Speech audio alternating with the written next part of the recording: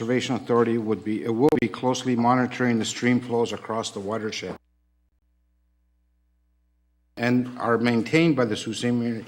Region Conservation Authority and are currently flowing at above normal levels. The flood control channels will experience a rise in the water levels. It is important to remember that the water in the rivers, streams, and the channels will be fast flowing during and after the rainfall event.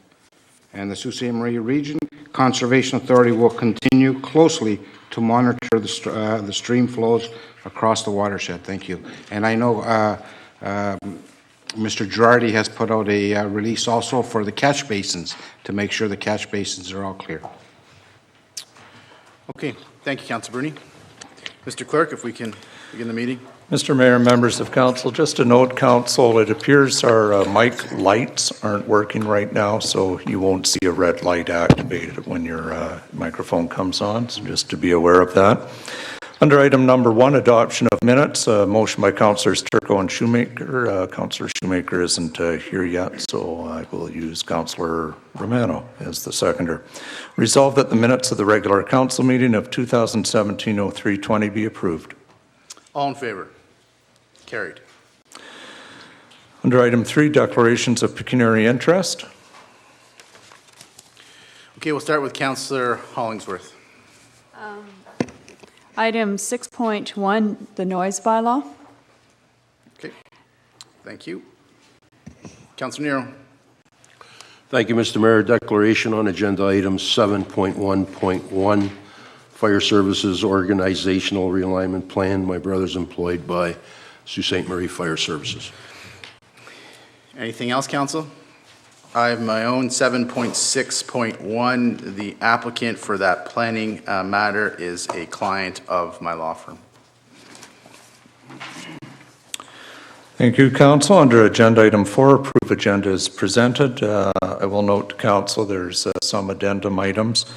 And as a result, we will be pulling out from consent item 6.6, Walk of Fame. We'll deal with that separately as there's an additional motion on the addendum.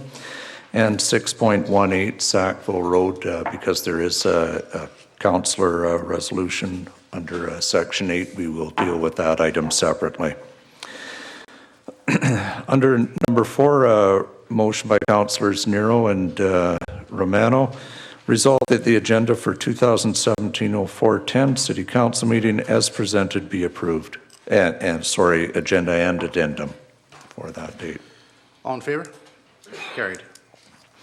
Under section 5, proclamations and delegations, Sault Ste. Marie Science Festival, Nicole Chaeso, Director of Education and Northern Programs, Science North, Ashley Gerard, Program Coordinator, Head Start in Business, and John Dedes, Biologist and Insectarium Supervisor, Great Lakes Forestry Center, are in attendance.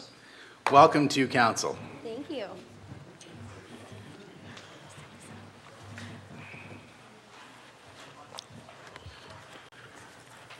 John, I'm used to seeing you with very large insects. They're in the car, but I was a little hesitant to bring them in. Oh, it would have been fun. So welcome to Council. Thank you so much. Your Worship, members of Council, the planning team for the Sault Ste. Marie Science Festival is here to request proclamation of the last week of April as Science Festival Week. Now, the Science Festival is a week-long event that highlights the natural and applied sciences and technology happening in Sault Ste. Marie. And through hands-on experiences for students, families, and seniors, the festival will engage a wide range of public audiences while inspiring future generations. Now, 4 years ago, Science North came to Sault Ste. Marie and talked to a number of organizations because we really wanted to start as a team a science festival in Sault Ste. Marie. And after a stakeholder consultation and meetings, 7 partners came to the table to run this science festival. And so here we can see Mr. Tom Vare, who at the time was with the Sault Ste. Marie Innovation Center, signing an MOU along with the 7 other partners at the time. So all the partners are very excited, and it really resulted in a very successful first year. So the partners came, we had a very interesting media event, and as you can see here, great success in science collaboration. Everyone created a great big boom, and the Science Festival was great success with great attendance, 6 great events. Some of those experiences really helped these organizations fulfill their own mandate. And so each and every year, partners wanted to return for future years and create this into an annual event. Now, in the second year, a new partner joined the team of 7, Fisheries and Oceans, joined the team that already existed. And so media launches have been very successful. Your worship has been at all of our events. We got great media attention, and it really brought all of Sault Ste. Marie together through many of these activities. The Sault Ste. Marie Science Festival provides many benefits to the community. For example, the festival ends with a big family event, the Science Carnival. There has been a great deal of support from the community and public at large. All of our partners and many local organizations showcase their science at the carnival. This event also gives scientists at Algoma University and Sault College the opportunity to highlight their work in an exciting way. We found many people were unaware of the great research that was happening directly in the Soo. The carnival has had great attendance and people love the hands-on experiences. Through the festival, we've been able to expand audiences and bring new experiences to Sault Ste. Marie. In year 2, we increased the number of exhibitors at the carnival, highlighting even more science and technology in the community and bringing in some new science from the province. The overall result was an overwhelming success. We received great media attention from the community through media releases and at the various events the media attended over the last 2 years.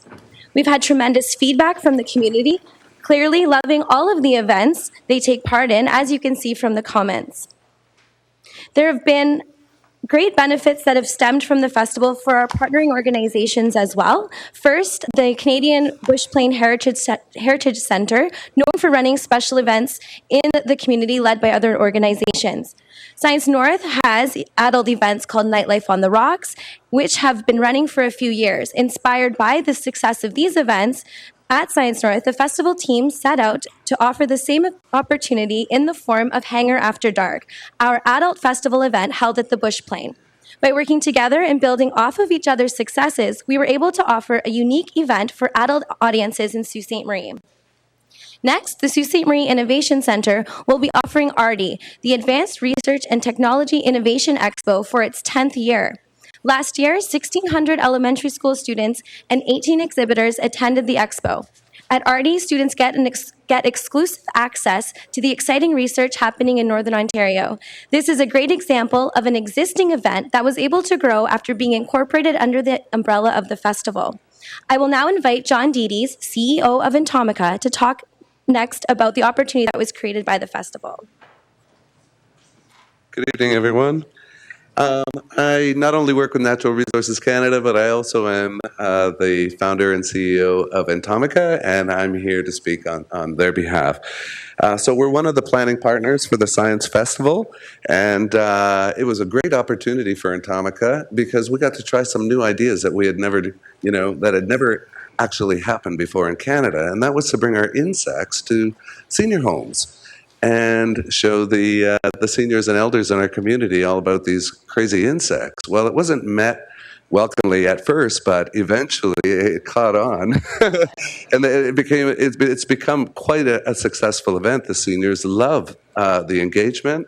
We have a rich base of volunteers, and it engages all levels of the community, including children. We introduce children to the mix, and as a result, Atomica won Best Program for a Small Institution in Canada at the Canadian Association of Science Centers Conference. That's quite a significant national award. So we're really excited to continue the spirit of the event, and we're going to introduce butterflies, a walk-in, wheel-in butterfly exhibit to the seniors program this year. Other partners include the Invasive Species Center, Algoma University, Sault College, and for these organizations, it was all about joining the festival for increased outreach to the public. Not only Sault Ste. Marie, all the visitors and what they're actually doing locally is misunderstood at times. So this was a wonderful opportunity for these organizations to reach out not just globally as they usually do or provincially, but here in our own town.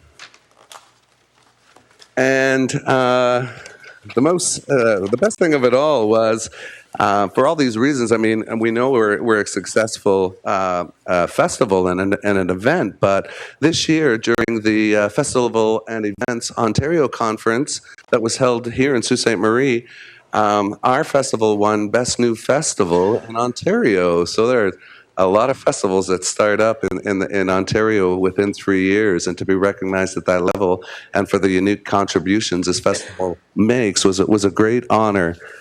So we're hard at work preparing for our third science festival, and it is now confirmed that Dr. Roberta Bondar will be at the launch of the festival, which will be held instead of at the Bush Plain Heritage Center at the first nursing home or seniors home that participated in the BUG program, which is the Finnish Rest Home. And Emily McCool is 107 years old, and little Fiona Ma is 7 years old, and she was one of our volunteers last year. So little Fiona will be presenting 107-year-old Emily McCool a box of butterflies that will release and start the festival. So that's a 100-year generation gap, and Roberta Bondar will be the icing on the cake. So thank you very much. That's fantastic, and are you going to continue? I just want to say that this year is especially exciting because it is Ontario's sesquicentennial year, and because of that, we were able to apply for some funding, and we're getting special support for the festival in Sault Ste. Marie. And so, as part of that, we've got a touring planetarium show that will be coming to the festival. It's about celebrating Indigenous culture and innovation, so that will be part of the festival as well. We've got the exhibitors that are going to be at the carnival will be focusing on culture and innovation, and that's really important as well. And so we're very excited about that as well. We've got a number of sponsors that have come on board over these 3 years. Of course, we're trying to make this festival sustainable, and now we've got sponsors coming to us and asking to be part of this festival. So we're very excited about that. And so with that, we want to thank His Worship as well as Council for proclaiming the last week of April as Science Festival Week. And we hope to see you at the launch event with Dr. Bondar and a number of other dignitaries. Thank you very much. Thank you. Before we do the proclamation, Councillor Myers has a comment. Before? Yes. Excuse me. Yeah, it's very exciting, and I'm glad you mentioned, John, in your part of the PowerPoint about the Science Festival as the best new festival under 100,000 that was recognized at Festival Events, because I had that note here. I wanted to highlight that. And this is just the third year, and this is so exciting. And of course, you already know that Dr. Bondar is our Canada 150 ambassador for the city of Sault Ste. Marie, and she's quite excited to have this opportunity. I think the foundation is working with Science North on a number of initiatives, and she'll be here speaking. And I think that I see Director Larice there, and I think the schools are actively involved. Are you able to talk a little bit about that event, Nicole? Sure. Dr. Bondar is doing a select number of cities in Northern Ontario as a speaking tour, and she'll be launching the Ontario 150 Bondar Challenge. And she will be in Sault Ste. Marie on April 25th in the morning. In fact, it'll be at Algoma University. And when we put it out to the schools, to both English school boards, within 2 days, we had almost 600 students that had already registered. So we're very excited about that. From a one session at 10 o'clock, now moved to two, starting 9:30 and 11, and we will open it up to the public at the 11 o'clock session, and it will be on the Sault Ste. Marie Science Festival site to get more information on that, because we will ask for people to just register on Eventbrite so we can figure out how many people are going to be there. And we're going to have the poster. She's going to send it to us, and we'll give it to our corporate affairs office, and they can also have that information on our city site. So. Very good. Well, you're doing great work, and I certainly thank all of you for your collaboration. You have 3 different agencies that are really working well together. I've always enjoyed coming to the Science Festival. So we have a proclamation. Whereas the Sault Ste. Marie Science Festival is a week-long event that highlights the natural and applied sciences and technology happening in our community. And whereas the festival offers an opportunity for audience of all ages to celebrate science in fun and welcoming settings through hands-on activities at events such as Science for Seniors, Hangar After Dark, Arty, Science Olympics, and Science Carnival. And whereas the festival cultivates a positive environment meant to spark children's interest in science that could lead them to pursue science-related careers, contributing to a skilled workforce in Northern Ontario. And whereas the Sault Ste. Marie Science Festival is organized as a collaborative effort of various local organizations in partnership with Science North, involved in science, technology, heritage, and culture.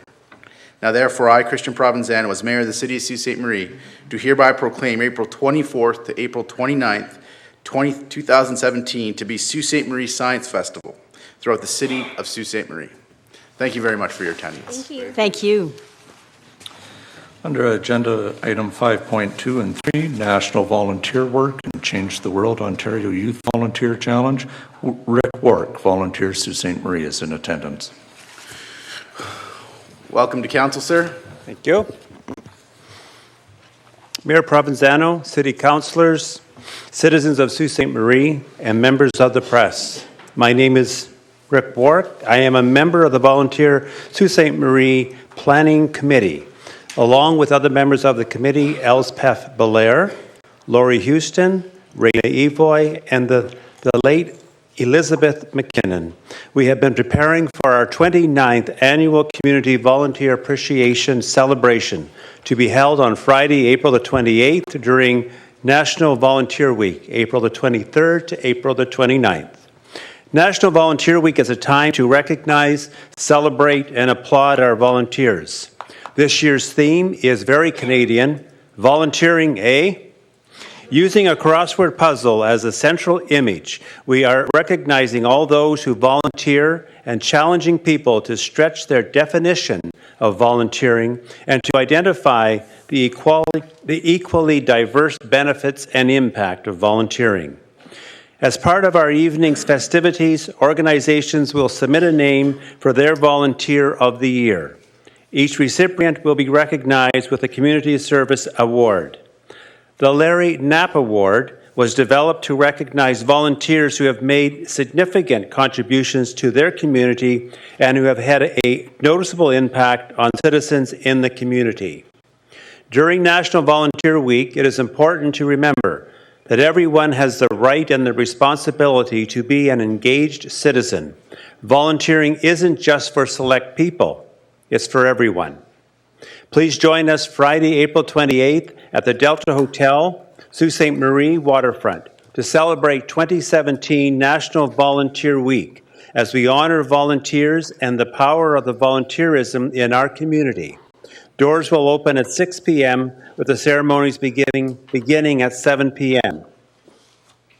Tickets for our Community Volunteer Celebration are available at our Volunteer Sault Ste. Marie office located at 7 Oxford Street, Suite A, Monday to Friday, 9 to 4, $20 each. In addition, the 2017 Change the World Ontario Youth Volunteer Challenge is in its 10th year and is a great motivation for youth to start their volunteer experience. The campaign will kick off during National Volunteer Week and will run through until June 3rd. Youth are welcome to contact Raina Evoy at Volunteer Sault Ste. Marie to learn about upcoming opportunities. Mayor Provenzano, would you be so kind to read our proclamation? I have two proclamations here, as Yes, a matter of fact. Proclamations. Proclamations. Whereas 12.7 million Canadian volunteers give their time to help others, contributing close to 2 billion volunteer hours per year. And whereas the volunteers in Sault Ste. Marie mentor our children, feed our hungry, comfort our lonely, beautify our green space, and fundraise for our charitable organizations. And whereas volunteers in Sault Ste. Marie are young, old, families, workers, retirees, men and women of all ages and all backgrounds. And whereas the collective result of the work done by our city's volunteers is that Sault Ste. Marie is a more desirable place to live. And whereas volunteer roles in our community are comprised of delivery drivers, friendly visitors, ticket sellers, youth mentors, and so much more. And whereas organizations in Sault Ste. Marie that rely on volunteers include such fundamental organizations as the Ontario Finnish Rest Home, the Victorian Order of Nurses, the Art Gallery of Algoma, and the Soup Kitchen Community Centre. And whereas volunteer contributions make a positive impact to inspire individuals of all ages to have confidence in their voice and encourage others to volunteer in all communities across Canada. Now therefore, I, Christian Provenzano, as Mayor of the City of Sault Ste. Marie, do hereby proclaim April 23rd to April 29th, 2017 as National Volunteer Week in Sault Ste. Marie, and urge my fellow citizens to recognize the crucial role played by volunteers in our community. Do we have anybody else coming up in the second presentation, No, we Mr. don't. Work? That was you too? That's me. So whereas 2017 Change the World Ontario Youth Volunteer Challenge is in its 10th year, and whereas this event has grown to include 23 volunteer centers across Ontario, and this year Volunteers Sault Ste. Marie will join the youth volunteer movement to take on the challenge for the 8th year, and whereas the Sault Ste. Marie youth will do their part to change the world 3 hours at a time by participating in a series of volunteer initiatives, several community partners will help plant the seed of volunteerism and engage volunteer spirit, thereby fostering a greater sense of community. And whereas our youth will engage in a friendly competition to win prizes and certificates while raising funds for a charity of their choice, making this a great way to get involved and to start their volunteering. And whereas this year's 6-week campaign kicks off at the beginning of National Volunteer Week, which starts April 23rd and will continue until June 3rd, 2017. Now therefore, I, Christian Provenzano, as Mayor of the City of Sault Ste. Marie, do hereby proclaim and pronounce the campaign weeks of April 23rd to June 3rd as 2017 Change the World Ontario Youth Volunteer Challenge, and urge my fellow citizens to be proud knowing youth volunteers in our community are making a difference. Thank you very much. Thank you. Under agenda item 5.4, Canada 150 themed mural. Marcy Bell, Superintendent of School Effectiveness and Student Success, Algoma District School Board, is here, along with students from Kinaawea, the new name for the formerly Urban Aboriginal School. And we'll let Marcy introduce the students. Welcome to Council, Ms. Bell. I would actually like to call upon the Principal Mark Zorzet and Vice Principal Ronnie Delson to come and introduce his team of staff and Sure. students for this recognition. That's great. Can you give me some water?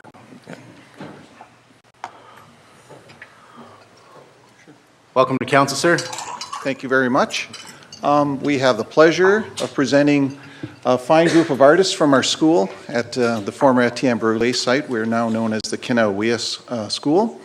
And we've had the pleasure of being asked to work for the Vibe Arts community to create a mural that is now being presented and displayed in the subways of Toronto, and eventually will come back to Sault Ste. Marie. So we're very proud of the artists that we brought here with acknowledgements from Council. So I'd like to introduce some of our teachers that spearheaded this. We start with Kim Edmond, and we have Tammy Fegan and Sharon Hunter. So those are the three teachers that were the mentors for our youth. Now, it was a collaboration, as you can see from the T-shirts. All of the students collaborated with the actual art piece, and so there's no one individual artist here, which makes it really unique. Now, this art took probably the span of about 3 weeks to get to the concept of the Canada 150. So, I'd like to introduce our artists to you, starting with Dominic Migwant. And we have Jerry Duncan, Carol Wilhelm Harvey, right, Melissa Sworth, in the back, Katie Manitowabi, and Jake Carter. So those are the artists, and we're missing one here with Shiloh Waboose.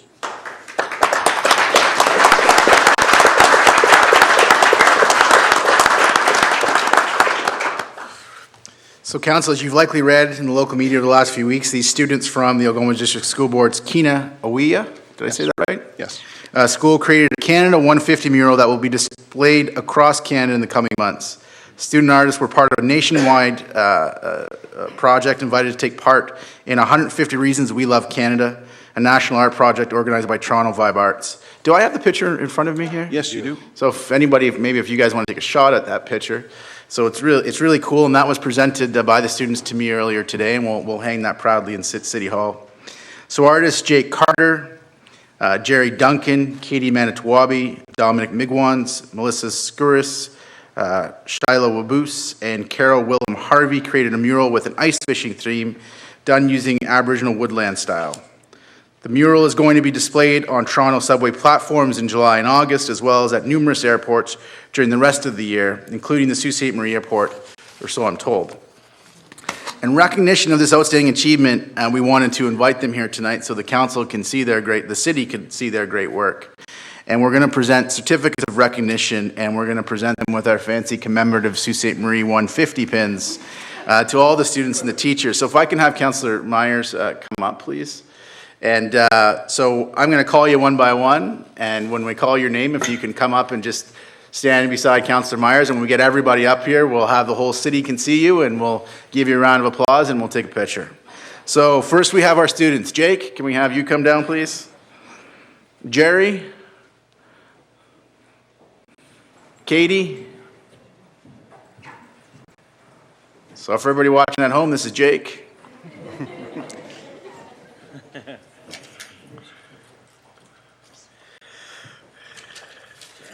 This is Jerry. This is Katie. We have Carol. Melissa. Dominic. I understand Shiloh is not here.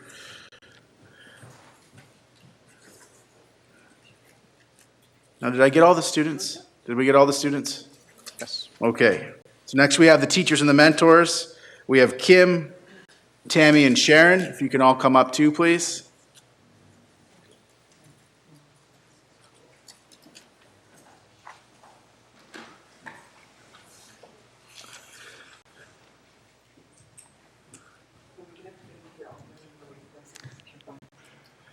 Well, I think Joey got everybody in the shot here. He's doing a great job on his birthday here. He's giving everybody.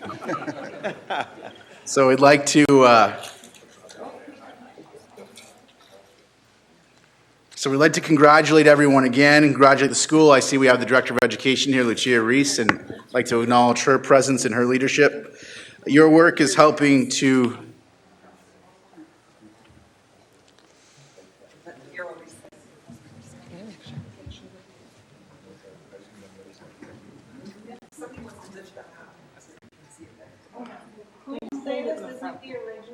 Yeah.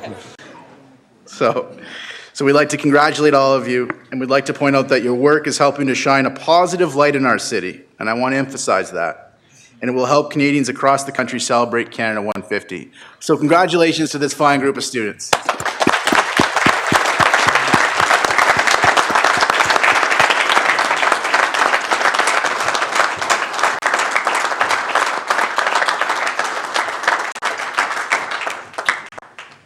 I'm taking that picture back.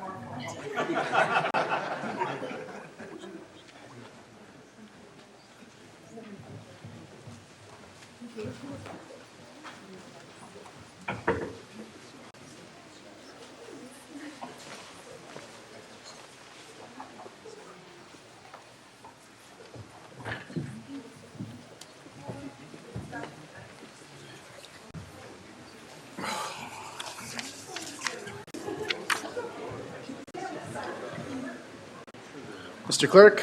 Yes. Just give them a second. Mr. Mayor, members of council, under agenda item 5.5, emergency medical services. Mike Nadeau, Chief Administrative Officer, District of Sault Ste. Marie Social Services Board, and Marvin Rubenstein, Principal, Apex Pro Consulting, are in attendance to give council presentation.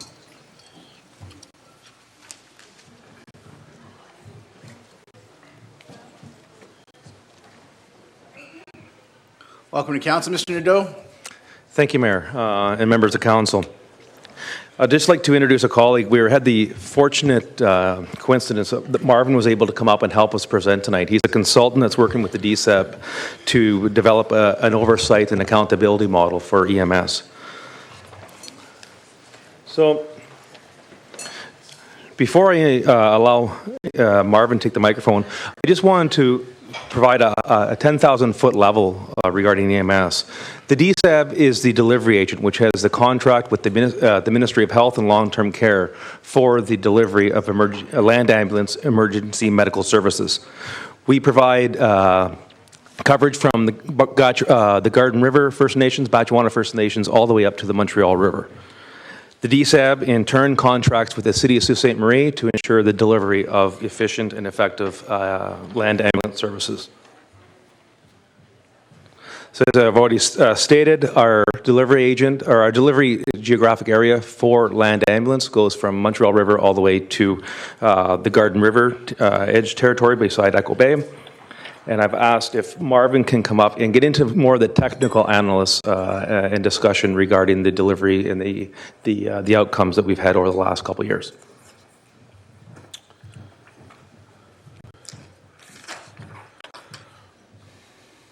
Welcome to council, sir. Your Worship, members of council, I'm delighted to be here this evening. As you've already heard, my name is Marvin Rubenstein. My company name is Apex Pro Consulting. The company provides government organizations with business planning services to improve program delivery effectiveness. And one of the areas of our specialty is land ambulance services. We were retained by the DSAB in January, so we went on job for about a month and a half, 2 months. And during that period, we've been very busy assembling much relevant data, documentation. We've also been consulting extensively with the EMS division of the fire department, the management team that actually delivers the service on behalf of the DSAB. And I'm delighted to be here this evening to present some of our preliminary findings. I believe you refer to it as performance metrics with respect to the land ambulance service operations. As you can see by this slide, one of the first things we've noted is that you have a very lean management and administrative structure. The workload, having talked to the staff, having looked at some of the numbers, is challenging, but it would appear that it's currently manageable. And what's very impressive is that quality and performance are at the forefront of the operations. And that's actually of major concern to the Ministry of Health. They do an annual land ambulance service review of their own every 3 years. In fact, there will be one by the ministry later this month. Again, one of the things they focus on is quality and performance. In terms of workload, for the 12 months, I have used, by the way, available data to present these slides. So we're still collecting more information. But based on the information I have, over the last 12-month period, July 1st, 2015 till the June 30th, 2016, so over that 12-month period, during that period, the Land Ambulance Dispatch Center dispatched the service to over 13,500 medical calls. And the service responded by deploying 14,700 ambulances. So the reason for the difference is that there are many calls out there where more than one ambulance is required. That's part of it. The other part is an ambulance might be dispatched to a call and then get rerouted while en route to a higher priority. Every one of those reroutings, every one of those dispatches is recorded as an ambulance call. The pie chart shows a breakdown of the call volume by dispatch priority. The largest portion, almost 60% of the calls, are dispatched as priority 4. That's your highest priority level. That's when the vehicles go out with lights and siren. This graphic is intended to show you the dispersion of those high priority emergency calls throughout the service area of the DSAB. Remember, the DSAB service area goes beyond the city boundaries to the north, to the west, and to the east, and includes Garden River and Batchewana First Nations. The graphic on the left shows a number of purple dots. Every one of those purple dots represents a call for emergency or urgent medical services, not the low priority, but only the high priority calls. The graphic is based on data over a 2.5-year period, January 1, 2014 to June 30th, 2016. Now, while the graphic on the left is quite useful, the thing you can't see are all the purple dots that are lying on top of one another.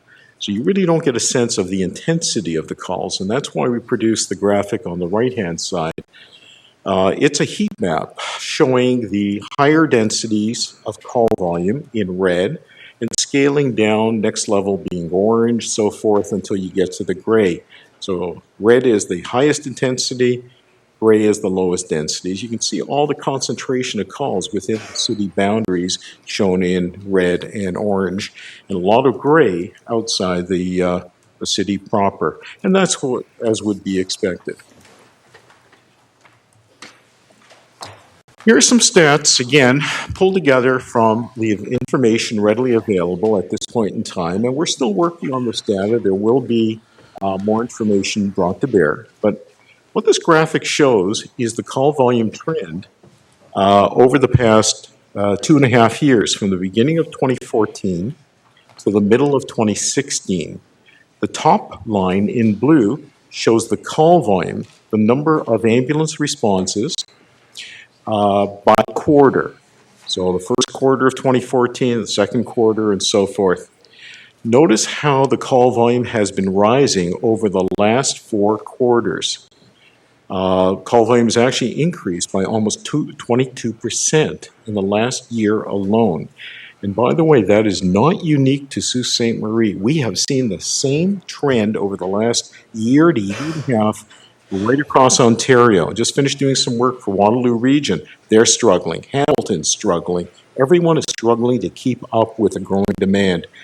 And the demand is being driven, as many of you would appreciate, by the rising number of seniors population.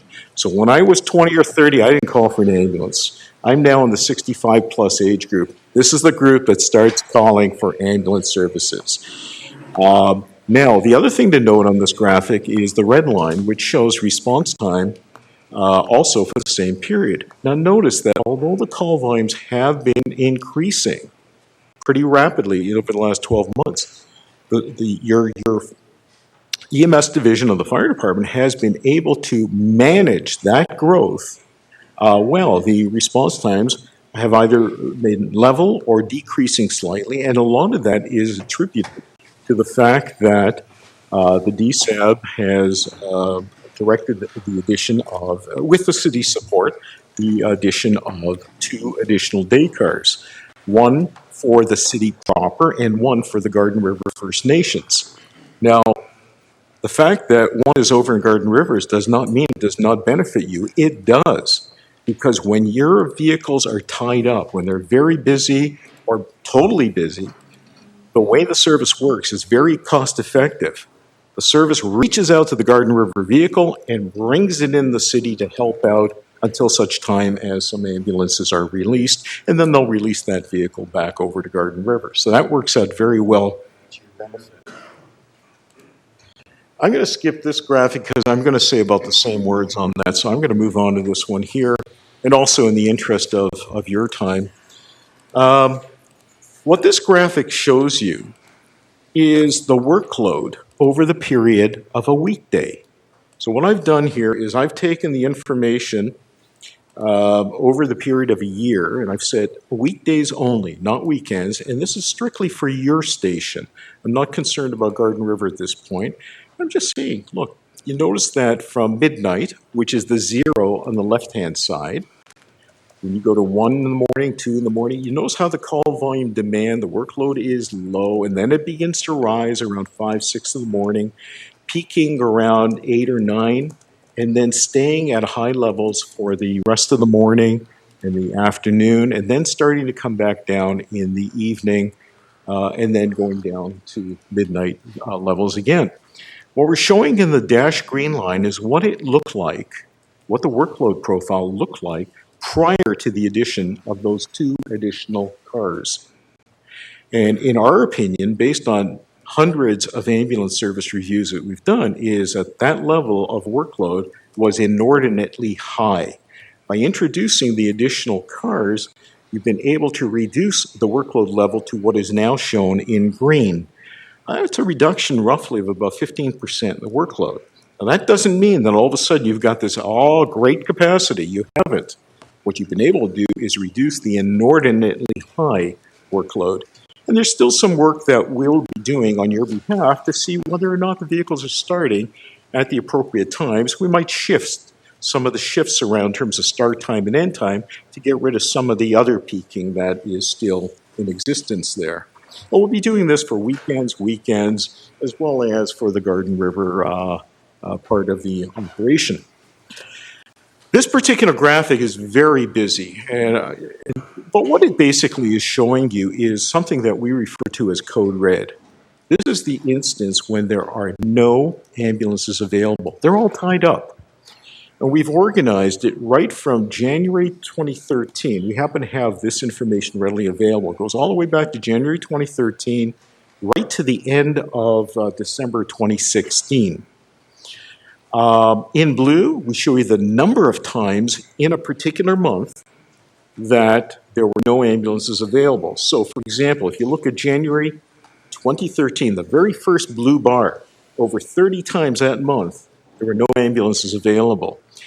The bar in red, immediately to the right of it, is the amount of time that that ambulance was available. So 30 times ambulances were not available for a total amount of time of some 20 hours.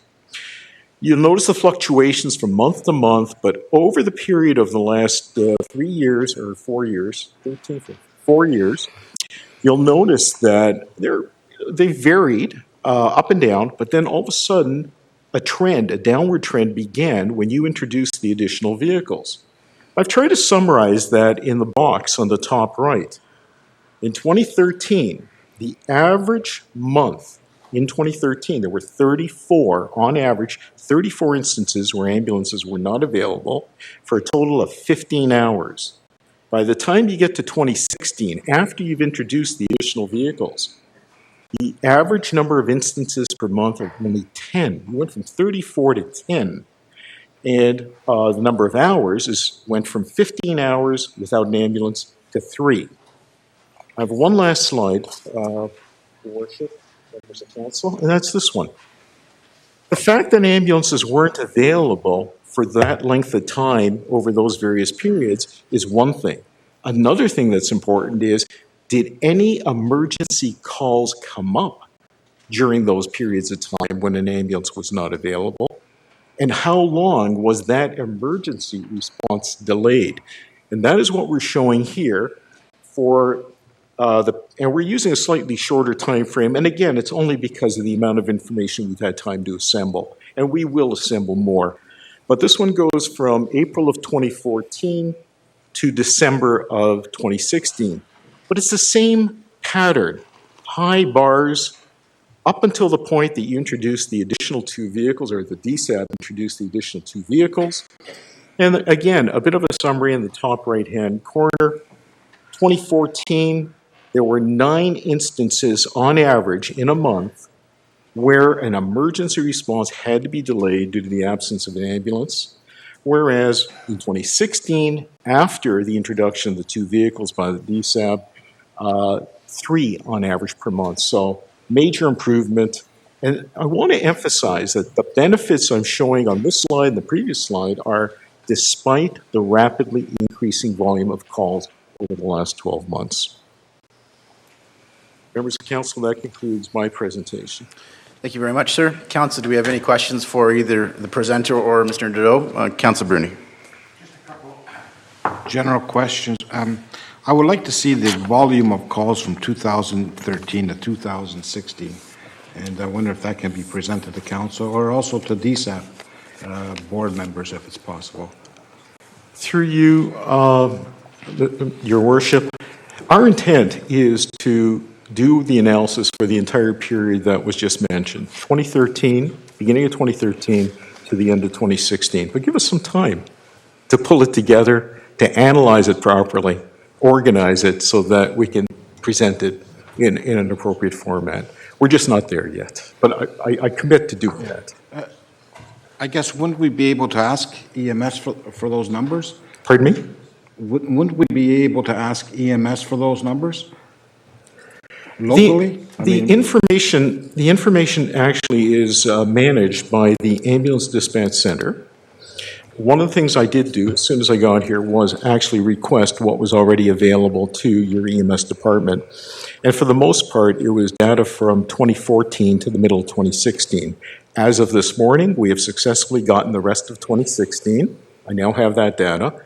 And about midday today, a request was put into the Ministry of Health requesting the 2013 data. Okay. So we should have it hopefully within the next week, 10 days.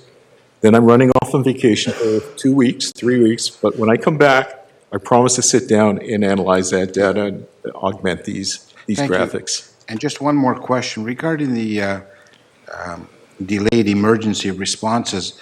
Are we still having difficulty at the hospitals that our ambulances are being tied up at the hospitals, or?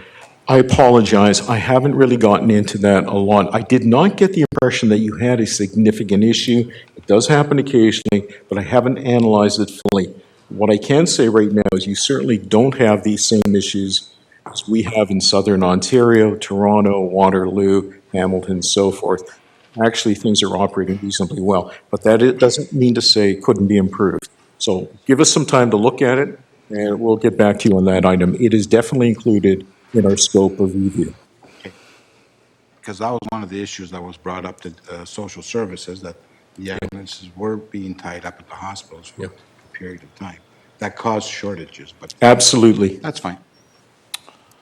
Okay, thanks, Councilor Bruni. Any other questions for Mr. Dover, the presenter? Thank you for taking the time tonight, gentlemen. We appreciate Thank you very much.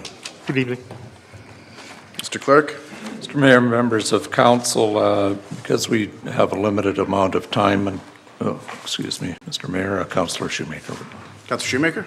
Yes, sorry. I came in a minute or two late and didn't get to declare conflict on item 6.22 because the proponent or one of the parties to the agreement is client to the law firm at which I work. Okay, so Councillor Shoemaker is conflicted on 6.22. So noted.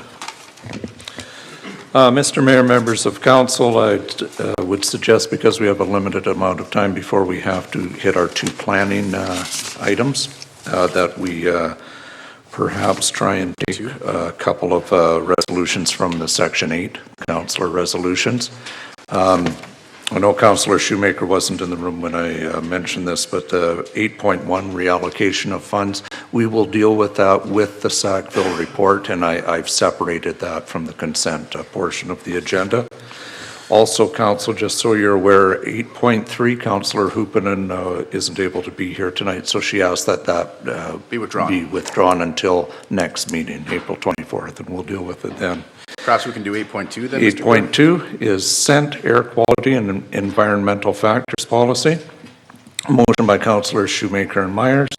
Whereas many suffer from various respiratory illnesses that can be triggered by scents, air quality, and other environmental factors, and whereas those who suffer from various respiratory illnesses can experience shortness of breath, lightheadedness, drowsiness, and many other symptoms, and whereas it is prudent for the City of Sault Ste. Marie to review and ensure its policies are appropriate and in line with those of other municipalities in Ontario, now therefore be it resolved that staff be directed to determine if the City of Sault Ste. Marie has a policy on scents, air quality, and environmental factors for city-owned properties, and if so, to review it to ensure conformity with best practices across Ontario.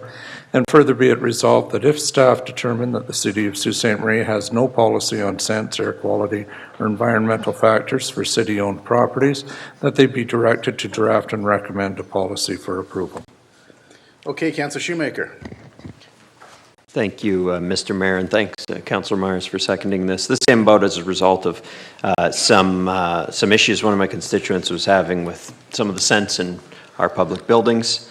They suffer from COPD, this constituent, and so they wanted to know if we had a policy on scents in our public buildings. I'm informed that we do, but in conversations with the city clerk that I had when I was drafting this resolution, he advised that in order for us to do a sort of a fulsome review of the policy, compare it to best practices across other municipalities, and determine what the best policy for the City of Sault Ste. Marie is, that a resolution should come forward. So that's what this is hoping to achieve, and hopefully we can help some of the sufferers in our community. Councillor Butland. Yes. Question to the mover. Which staff is this directed towards? Well, it was the city clerk's office who suggested that the motion come forward, so I'm open to his interpretation, but I was looking to him to properly direct it. Through you, Mr. Mayor, to Councillor Butland, right now we have a sensitivity policy that's directed towards employees that's overseen by Human Resources. What we would do with this motion, should it be passed, is tomorrow morning in our staff meeting, direct it to the appropriate staff area to follow up on it. And I'll pass. That's good. Thank you. Any other questions on the motion? Seeing none, all in favor? Motion's carried. Under Agenda Item 8.4, Negotiations, Accountability Agreements for Economic Development, a motion by Councillors Shoemaker and Christian.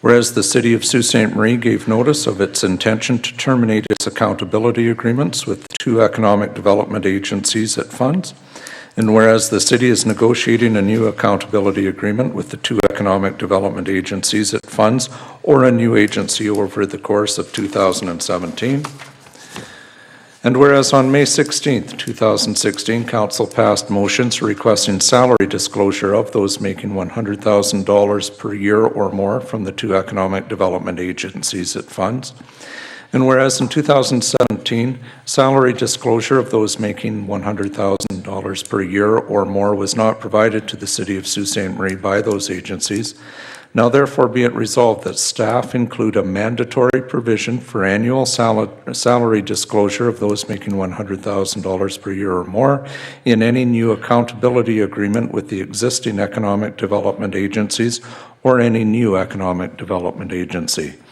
As I noted to Council, there is correspondence on the addendum as well.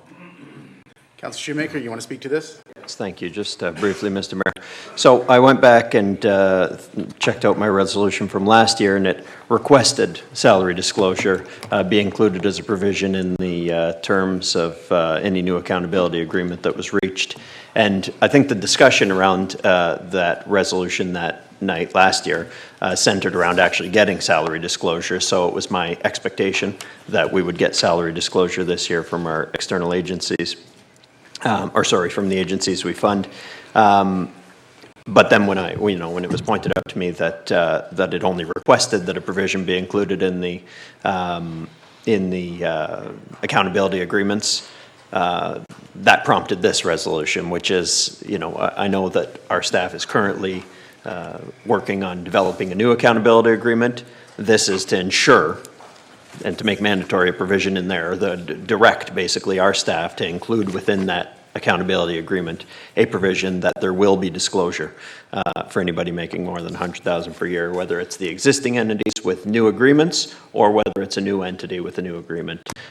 Whatever form it takes, we as council, if we pass this motion, would be directing that those accountability agreements or that accountability agreement include a provision for public salary disclosure.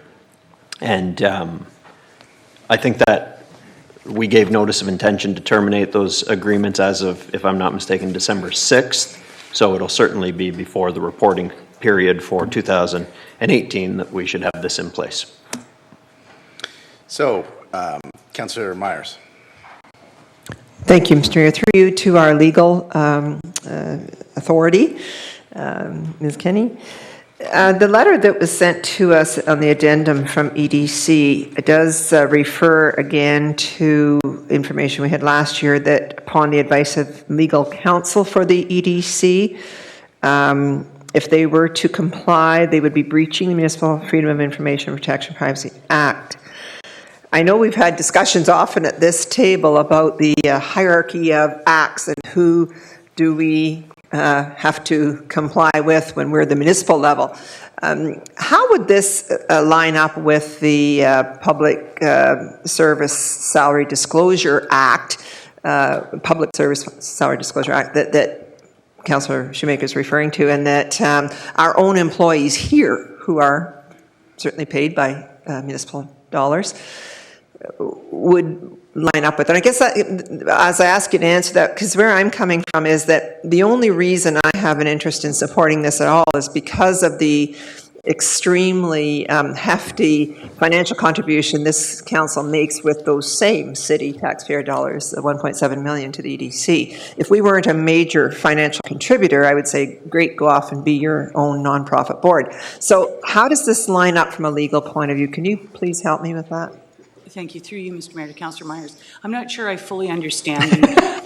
My question? No, Okay. I understand your question. Yes. I'm not sure I fully understand the legal rationale that was given, and that's no disrespect to the council that provided it. It's just it wasn't provided in full. But I can say that it's certainly open to the municipality to ask the question of the EDC to provide it.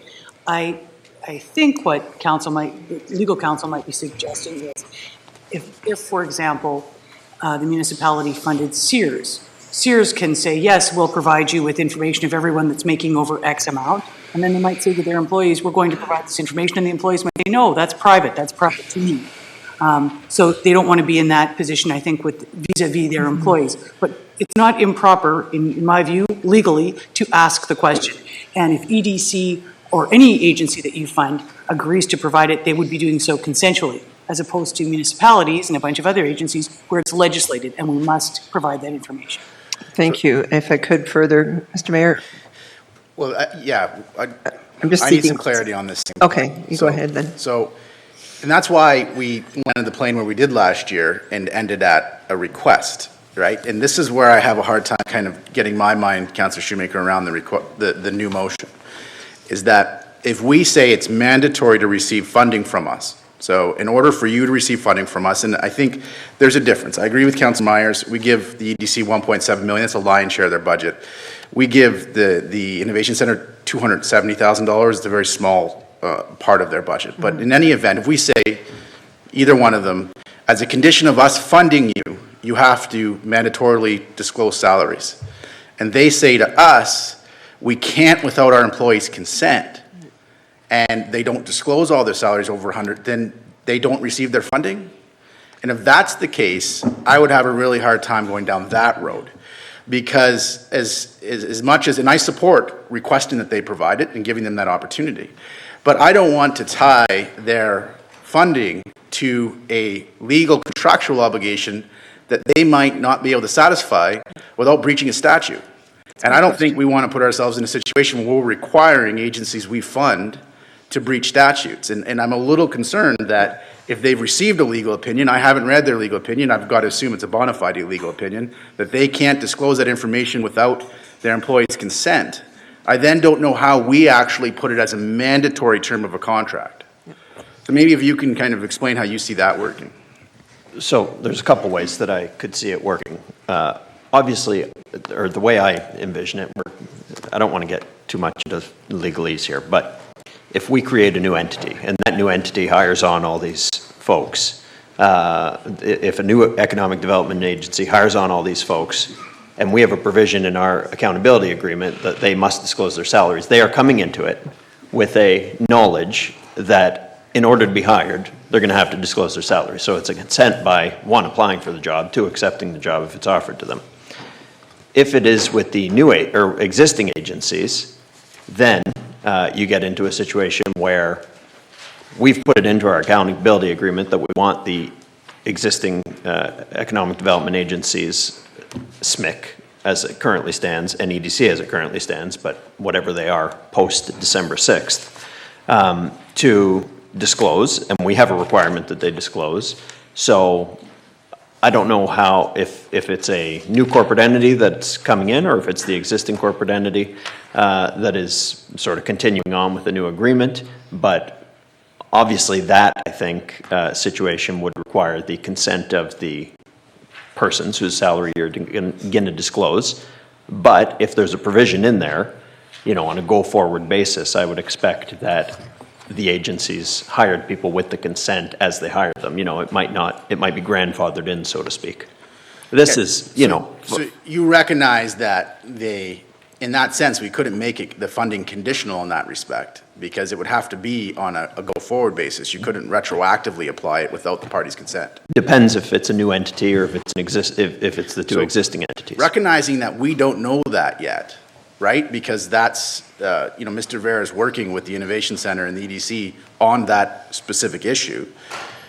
Would this motion then be premature? Because it seems to me, I understand your one position. Look, if we create a whole new ECDEV agency, everybody that's hired there, it'll be a term of their employment. But we don't know that that's where this is going. And I think in one case, I recognize what you're trying to do. In the other case, I don't think we can actually require it as a condition of the funding. So it seems to me that, like, as it currently stands, and based on the fact that we're still working through the economic development process through Mr. Ver, I don't see how we would support this motion tonight, because you might create a position whereby we're requiring, one of our bodies to do something that is statutorily isn't, able to do. I would suggest that if we don't do it, it's going to come back without the provision in there, and then we're going to be trying to correct the problem. So I think my suggestion, the reason I drafted the motion is we want to pass this so that our staff knows they are to include a provision for salary disclosure in there, whether it is included as a grandfathered provision or whether it is included as a provision in a new entity. That's up to them to bring back to us. But if we don't pass this, they can go and not include it. Yeah, those agreements would have to come back to council before they were ratified. Of So course, you but they're will going to see come those back in their agreements. drafted form. And, at that point, we suggest suggestions, and it's a bit, after the fact. I'm suggesting we get ahead of this. And because it's, like Councillor Meyer says, this is the same tax dollars that are going to fund these as the tax dollars that fund our staff, and they disclose their salaries. So it's really a matter of equity. Well, it's not exactly the same. We fund these people 100%. We fund the Innovation Center very few pennies on the dollar. So, I mean, they're not apples to apples. So any other, Councillor Butland? Yes, I do not understand the legalese, but I'm told that legally they may be breaking the law to force them to do this. So just caution all of us to make sure legally we can not only request, say, you're going to have to divulge this.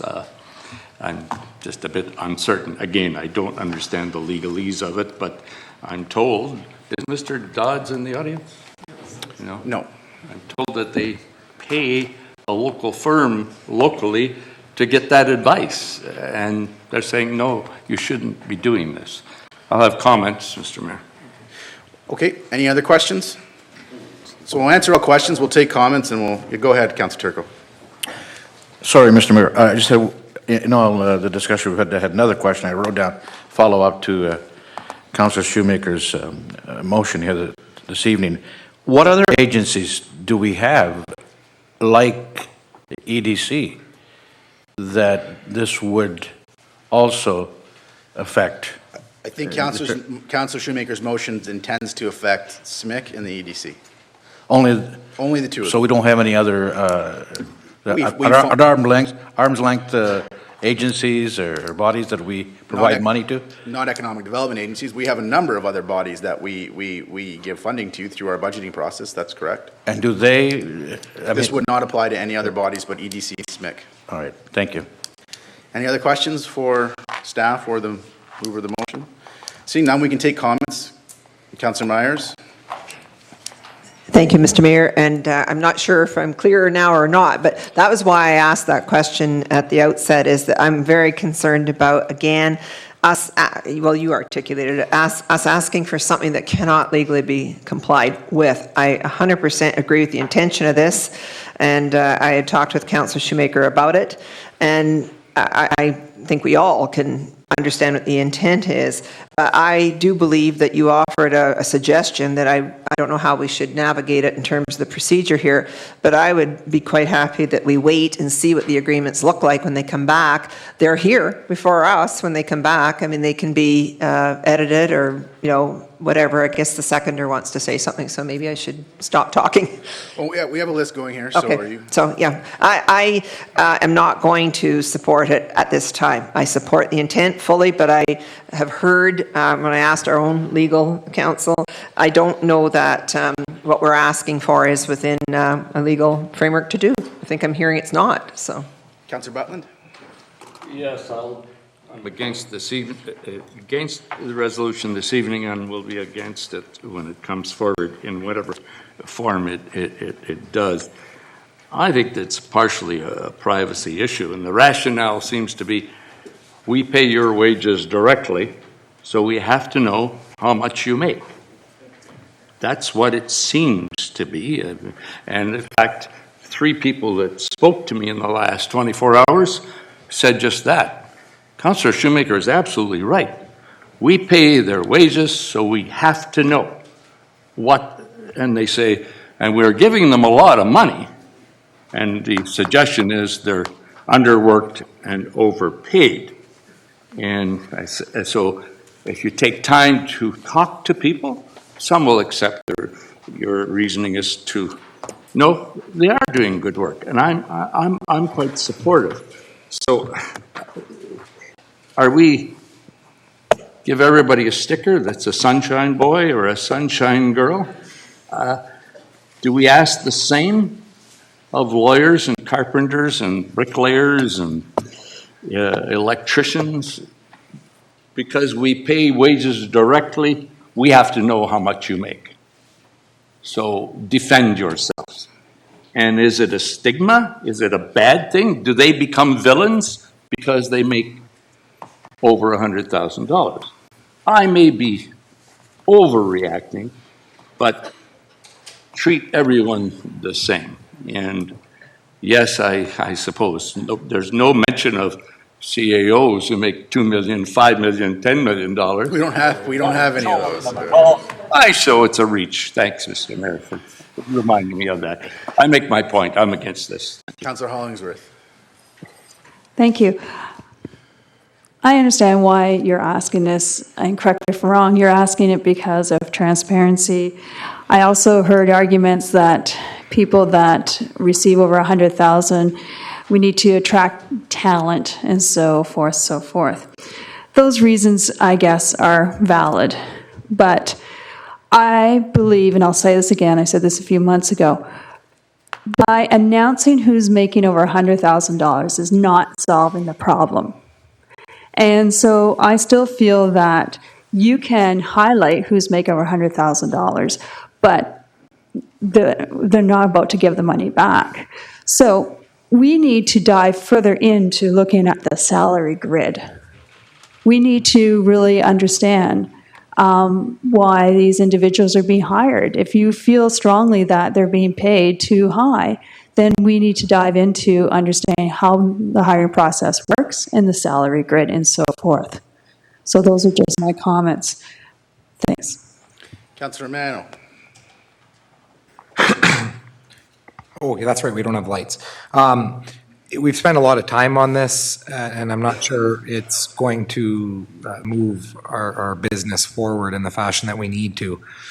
I think just using the comments that I've heard already, and I think I'll incorporate a bit of what everyone said, if it was solely a situation that we were paying 100% of 100% of the person's wages, whether they be at the EDC or at the Innovation Center, there would be a little bit more credibility to the request for, or merit, I should say, to the request to have full salary disclosure. The reality of the situation is we fund the EDC almost $2 million, not even that amount, on a $4 million a year budget. They come up with the other half of their budget separately from what they receive from City Council or the City of Sault Ste. Marie.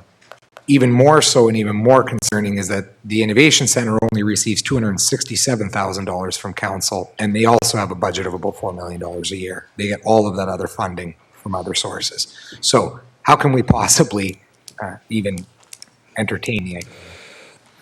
That's my position. Councillor Shoemaker. Yes, thank you, Mr. Mayor. What a difference a year makes. Last year, Councillor Butland and Councillor Romano both supported the motion to request public salary disclosure. Now, my goodness, it seems like the skies are falling. So, if anyone had actually read the motion, it says that staff include a mandatory provision for annual salary disclosure of those making $100,000 per year or more in any new accountability agreement with the existing economic development agencies or any new economic development agency. We're not telling these people they have to disclose their salaries. Well, I don't know what's so complicated about that. We're saying that we're requiring our staff to put a provision in any accountability agreement that there be a salary disclosure for those, either the new agency, and we talked about logistically how that would work, or the existing agencies, and we clarified tonight that that would be grandfathered in if people didn't consent to it. So, I mean, you know, to say that we're doing something illegal by doing this because it's going to force them to disclose their salary is just nonsense. I mean, nobody's getting that the provision is for our staff to go to the negotiating table and say, we have a mandate from our council to put a public salary disclosure provision in here, and we don't have an option on that. So figure it out from there. Either if it's a new agency, we hire everybody with the condition that their salary be disclosed, or if it's the existing agencies, my suggestion is it could be grandfathered in, or they can come back to us with some other provision. But if we don't pass this, I know what's going to happen. They're going to come back to us and say, we couldn't get a salary disclosure provision in there. And that'll be the end of it, and we won't get these salary disclosures, even though taxpayer-funded entities are receiving city dollars, and our city is, you know, a taxpayer-funded entity, and they're disclosing the salaries because of obviously a provincial requirement, but there's nothing inherently illegal about having a requirement in there to disclose it. So, you know, people can speak their way out of this with legalese all they want, but I think that it is a direction to our staff to include a provision in there for salary disclosure. How they structure it, that's up to them. But it would be mandatory to receive. Mandatory that they include a provision in there. How they structure it on a go-forward basis or on a go-backward basis, that's up to them to determine. Your motion doesn't conceive that the salary disclosure would then be mandatory to receive our funding? That was the nature of my question. The salary disclosure, so there's nothing in here about funding. I don't see anything in there about funding. But they would have to, if they could not get a salary disclosure provision in there, they'd have to come back to us and tell us that. And we'd have to either approve it or tell them, go try again. Okay, so, Councillor, you need to declare conflict? It's getting more and more complicated since we've been on this for over 20 minutes, so I will step down. So your daughter's employed by the Economic Development EDC, Corporation. Yeah. Councillor Fata? Thank you, Mr. Mayor. I really can't believe that we're having this conversation just the way it's going. I totally support this resolution. It's come to a point where, okay, the issue here seems to be legal versus moral. And I think, and I'm sitting here wondering, like, who would, as a public servant, these people are public servants. I don't care if it's 40% of it is coming from the local taxpayers, however you want to slice it. They're public servants. They are working at what I would consider to be good paying jobs, reasonably secure.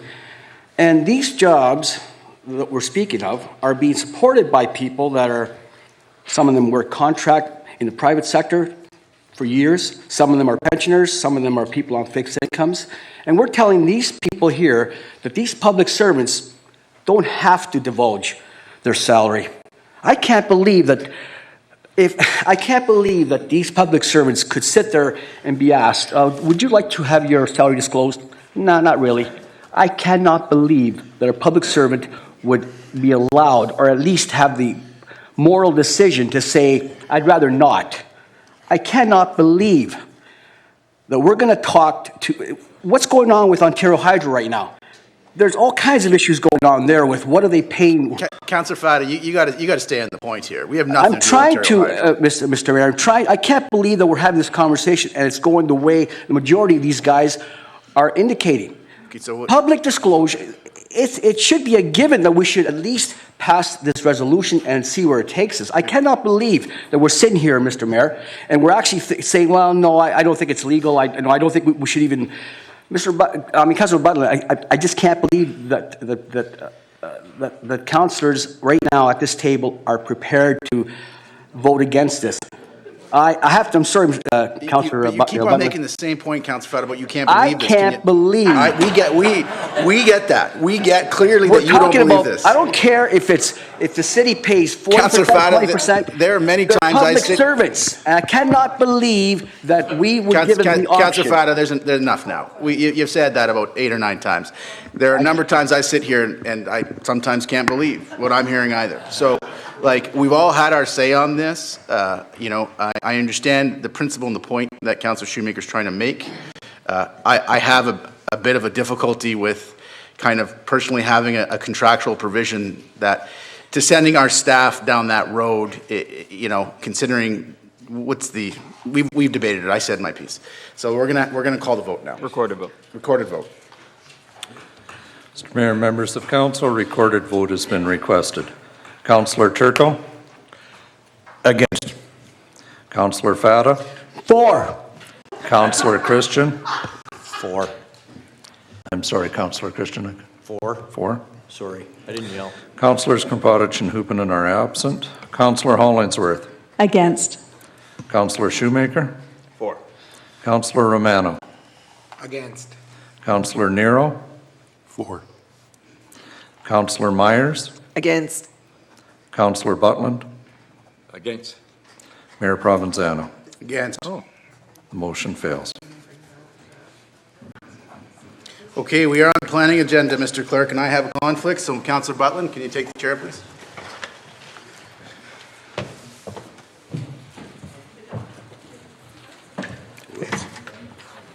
So I guess I should have brought my, and we're back. Mr. Acting Mayor, members of council, we're on agenda item 7.6.1, A-3-17-Z, 106 line east. A report of the senior planner is attached for the consideration of council and a motion by councillors Turco and Shoemaker. Resolved that the report of the senior planner be received and that council rezone the portion of subject property shown on the maps attached from rural pre-Cambrian upland zone, RP, to rural area zone, RAS, with the following special exception. 1, that the portion of the subject property be zoned rural area be permitted to be occupied by a single detached dwelling and buildings and structures as accessory to a single detached dwelling only. 2, that the rezoned portion of the subject property be subject to the removal of a holding provision. Therefore, prior to any site alteration or development, the proponent shall address the following technical concerns to the satisfaction of council. 2.1, slope stability. That a geotechnical report be prepared by a qualified geotechnical engineer attesting the stability of slopes to support the development of subject property as well as any mitigating measures aimed at ensuring slope stability. 2.2, emergency vehicle access. That the access driveway be constructed in a manner that will ensure emergency vehicle access to the dwelling to the satisfaction of the chief building official in consultation with fire services. 2.3, on-site sewage system, that a septic permit be obtained from Algoma Public Health. 2.4, minimum distance separation from nearby industrial use. Where a MOECC minimum distance separation cannot be achieved, the proponent shall submit a sound attenuation study prepared by a qualified professional, which ensures that MOECC indoor noise guidelines can be achieved. 2.5, appropriate mitigation measures from the rail line to the satisfaction of the railway operator, CN. Where a minimum distance separation of 120 meters is not achieved, the proponent shall submit a sound attenuation study prepared by a qualified professional, which ensures that indoor noise guidelines can be achieved through that the following mitigation measures be installed and maintained to the satisfaction of the railway operator. Where alternative measures are proposed, such measures shall be to the satisfaction of the appropriate railway. A 1.83 meter high chain link fence installed and maintained by the owner along the mutual property line. That a drainage plan be prepared by a qualified professional showing no adverse drainage impacts to CN lands and no new overland flow to CN lands in the event of a 100-year storm. That the dwelling unit be equipped with air conditioning. That sensitive rooms such as bedrooms be located on the opposite side of the railway. That a noise barrier be installed for outdoor living areas. and that a 4-inch rigid insulation be applied to the foundation walls facing the railway. And finally, 3, that the portion of subject property be rezoned from rural Precambrian upland zone to rural area zone be deemed subject to site plan control. Is that all, Mr. White? That is.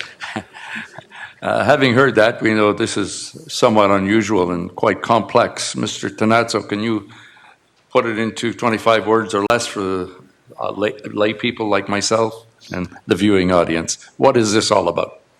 I can try my best, Mr. Acting Mayor. The subject property is quite large. It's just shy of about 200 acres. The applicant is seeking to rezone a small portion on the southern end of the property. To give you an idea where it is, it's on, as you're going up Landslide Road and you cross the railway tracks, the property is to your right or on the north side of the road. And it's quite a large frontage, about 2,000 feet, goes all the way over to a spot that's about equal with where the Odina Reload Center access comes out. There's a flat spot at the bottom, and then a significant cliff or outcropping of Precambrian shield, and then another flat spot on top. So essentially, it is a developable property. It's a developable property, but there are some technical concerns. Essentially, the slope, lack of topsoil or very little topsoil, and then the other issues deal mostly with the railway to the south and the other noise generator being the Odina Reload Center. So the property can be developed appropriately. However, there's some technical concerns that have to be addressed prior to that development. So the planning staff's recommendation is to rezone subject to a holding provision, which is essentially a hold on development until such time that council is satisfied that all of that criteria that was just read out can be achieved. Thank you very much. Well done. Is someone here to speak for the application?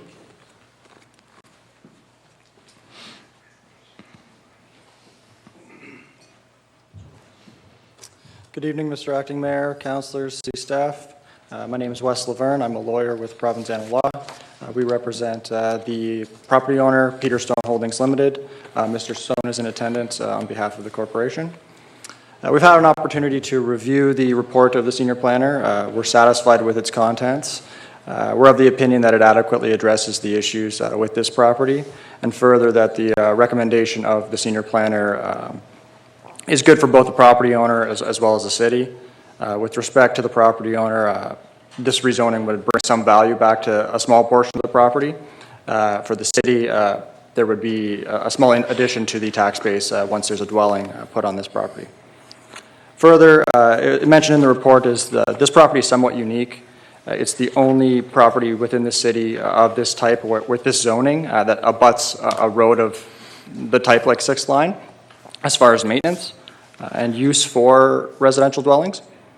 By allowing this rezoning, it would sort of correct that the anomaly. It would basically allow for the single-family dwelling to be on that property. Like the senior planner mentioned, this is a very small portion of the property that's being rezoned, essentially 6 acres of approximately 193 acres. So he's not looking to rezone the bulk of the property. And further, we understand this rezoning is in principle and is subject to the holding provision as well as site plan control. So before any development is achieved, certain technical requirements need to be met and satisfied. Should council have any questions regarding this application? Any questions of the solicitor? Thank you very much. Thank you. Anyone here opposed to the application? Being none, we are ready for the vote. All in favor of the planning director's recommendation? Anyone opposed? It's carried. Thank you. Thank you. I can introduce the next one while you're still in the chair. Thank you. Yeah. Mr. Acting Mayor, members of council, under agenda item 7.6.2, A-5-17-ZOP, 1025 McNabb Street, a report of the senior planner is attached for the consideration of council, and a motion by councillors Nero and Shoemaker. Resolved that the report of the senior planner be received and that council approve official plan amendment 218, permitting a combination of commercial and industrial uses on the subject property, and that council rezone the subject property from light industrial zone with a special exception to light industrial zone with an amended special exception, subject to the following. One, that the following additional uses be permitted: motor vehicle sales and parts dealership, car wash facilities, building hardware and garden supply stores, heavy equipment sales, maintenance and repair, rental and leasing services, repair and maintenance services, auto body repair establishments, and industrial plazas. 2, that any auto body repair establishment be located a minimum of 70 meters from any residentially zoned lot. And 3, that for any use in Block A of the subject property, no openings larger than 1.5 meters by 2.2 meters shall be permitted on any building facade facing residential lots. Visual, please. Thank you, Mr. Acting Mayor. This application concerns a property on the east side of the McNabb Street extension, just north of Trunk Road. It's a large piece of property. The request is for a rezoning to allow the development of a new Hyundai dealership. It is recommended for approval by staff, and Mr. Demansky is in attendance tonight on behalf of the applicant, should council have any questions. Mr. Demansky? Thank you. No comments, or I'm here to answer any questions you may have. Any questions, council, of Mr. Demansky? Anyone in opposition to this application? Being none. Pretty comprehensive, exciting initiative. Thank you. Vote, all in favor, I guess. Anyone opposed? It's carried unanimously. Thank you. Good luck. Mr. Acting Members and Mr. Acting Mayor and members of council, we can now proceed into the consent portion of the agenda. Just a reminder to council that we've separated out 6.6 and 6.18. Consent items. Councillor Shoemaker, then Myers. Thank you, Mr. Acting Mayor. On item 6.11, year-end financial reports, through you to Mr. Bruzis. If we can get Mr. Bruzis in here.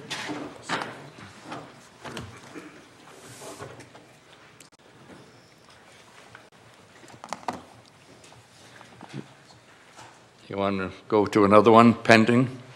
Has the outstanding motions been pulled from consent? No. No? We can go to that one. Okay, Michelle is here now. Jacob's come. Sorry, Councillor Shoemaker. That's all right.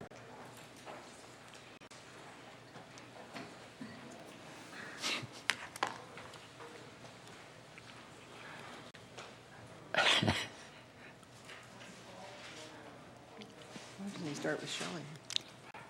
There he is.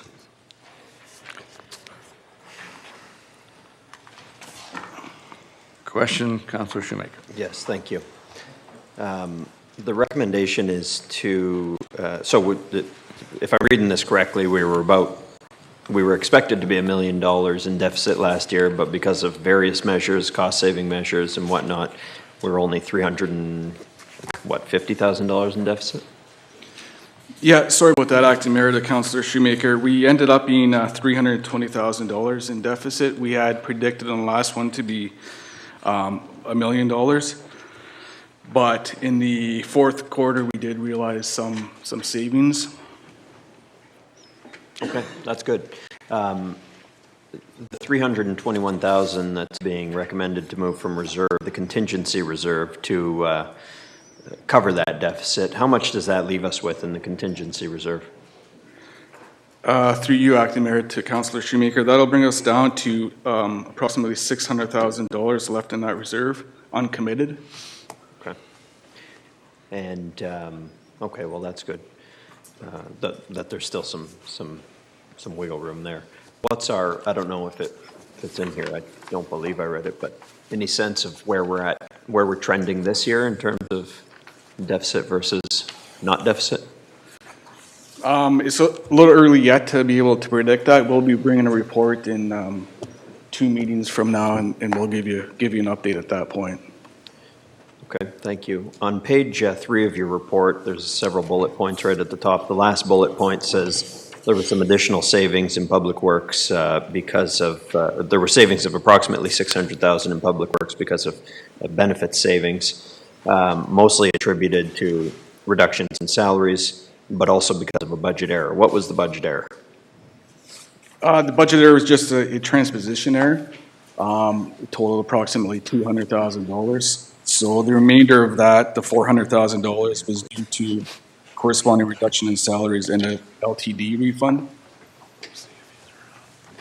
So just a transposition error caused a $200,000 error in our budget? Yeah. Okay. How do we know that that's not going on everywhere?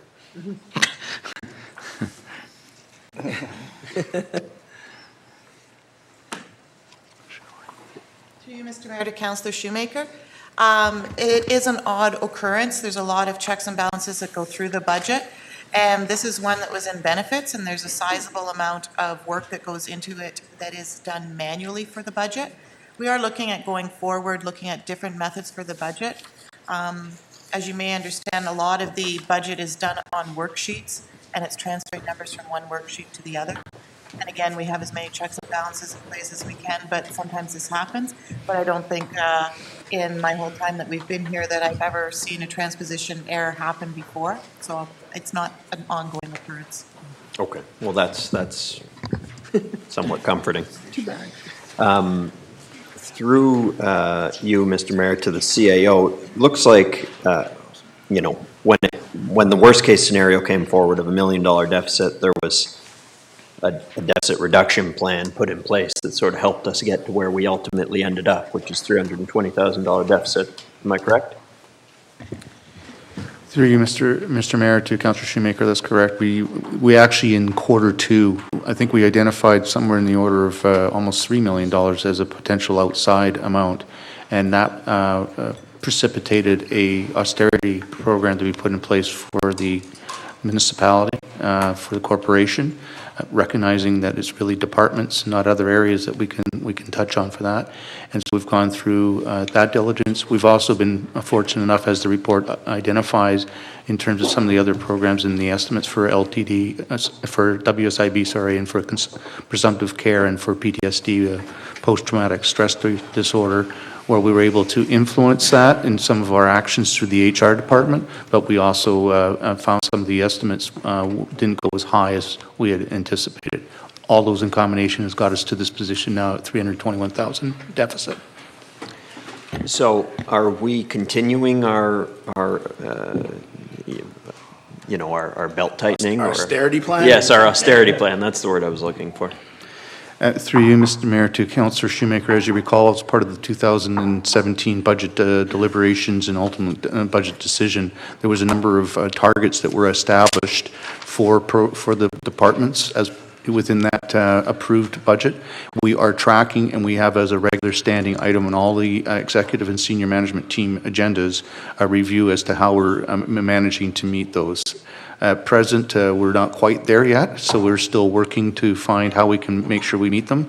But I would say that it was already imputed to the 2017 budget, some austerity measures that we are attempting to achieve as part of the process. Okay, well, I'm hopeful that they are as successful as this year, although I realize we still remained in a deficit position this year. I hope that the cost savings that were realized this year can be realized, in this coming year and years ahead. That's all on that item, Mr. Mayor. Anybody else on 6.11? I'd just like to commend staff for their work on bringing that what was a very large number down to, a much smaller number. And I know it wasn't easy. So, thank you for your efforts. Okay, so Councillor, who do we start with on the consent agenda? Who did Councillor Butland start with? Councillor Shoemaker, do you have another matter, Councillor Shoemaker? The outstanding council resolutions, Mr. Mayor. 6.2, go ahead. Couple questions of various staff. Through you, Mr. Mayor, to whomever you think it should be directed to. There's an item on here, Truth and Reconciliation Committee. Yes, it's 11th of April 2016 was the motion. Q3 2017 is the estimated due date. Where are we at on that? I believe I had put my name forward to volunteer on that committee and then haven't heard much since. Yeah, so, Mr. Clerk, did you want to answer that, and I can fill in whatever? Certainly. Through you, Mr. Mayor, to Councillor Shoemaker, we have been doing some work behind the scenes on talking to various First Nation entities. It's not just the First Nations themselves, of course, that are that would be represented on such a committee. There's our urban Indigenous folk through the Indigenous Friendship Centre. There's the Métis. And what we have found is there's certainly the idea of us having a committee that would quickly get together and find some low-hanging fruit on the Truth and Reconciliation recommendations to move forward on is not necessarily shared by those entities. And what, quite frankly, is needed is a matter of reaching out and developing relationships so we can get to the point of having a committee that can take action. The mayor and I have been able to have a conference call with Justice Murray Sinclair, who chaired the Truth and Reconciliation process, and he certainly gave us some very good advice on how to proceed with building those relationships. One other entity I should mention as well is the Shingwap Trust through Algoma University is another entity that we are dealing with. Mr. Mayor, I'm not sure what you may wish to add. You know, I think we've really been active on paying respect to and interfacing with and developing relationships with our First Nations partners. I mean, and I want to commend all of council.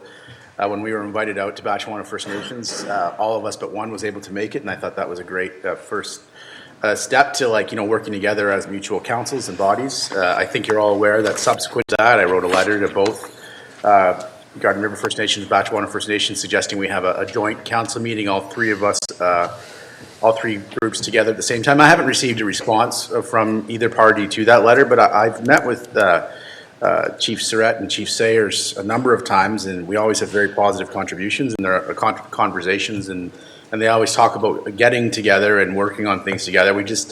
We haven't found that mutual time to do so, and you know, we'll continue to make the efforts to do that. I have a meeting tomorrow with the Shingwap Trust on a different matter, and I've discussed with the Friendship Center maybe how we could engage the Friendship Center to help us get everybody together. So I'm having those discussions with Kathy Surratt.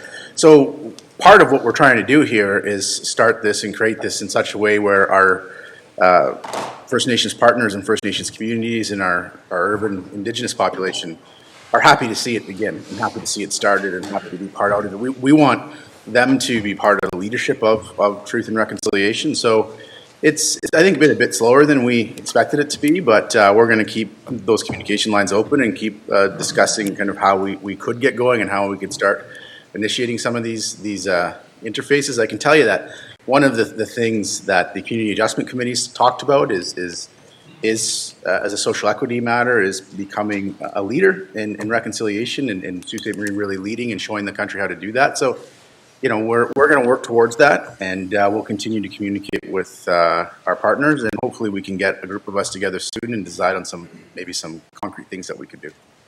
But I think there's a lot of momentum and a lot of good steps have been taken, and I think I think it'll be a very productive exercise once it gets fully underway. Okay, that's good. Thank you. I've got more motions on this. Yeah, well, we're on the matter, so just keep it up, and then we'll go to the other councillors. So,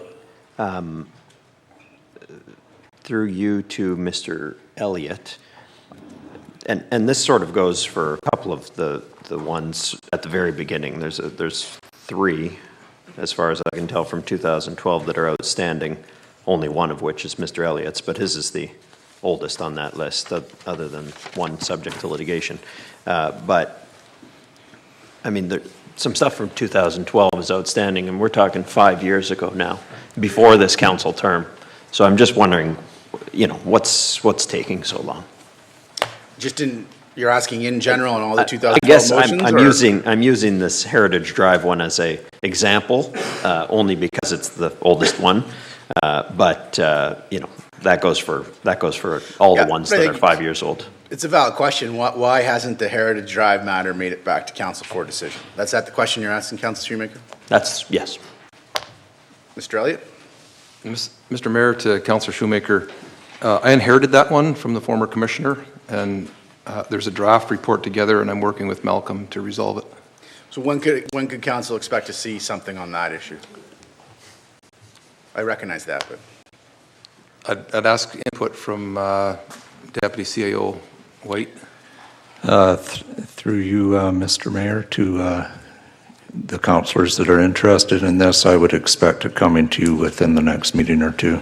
Mr. Elliott has provided me with a draft, and because of the length of time, obviously, Mr. Elliott had to fill in some blanks from his understanding on it, and he's just going through that process now, and it should be to you either the second meeting in April or the first one in May.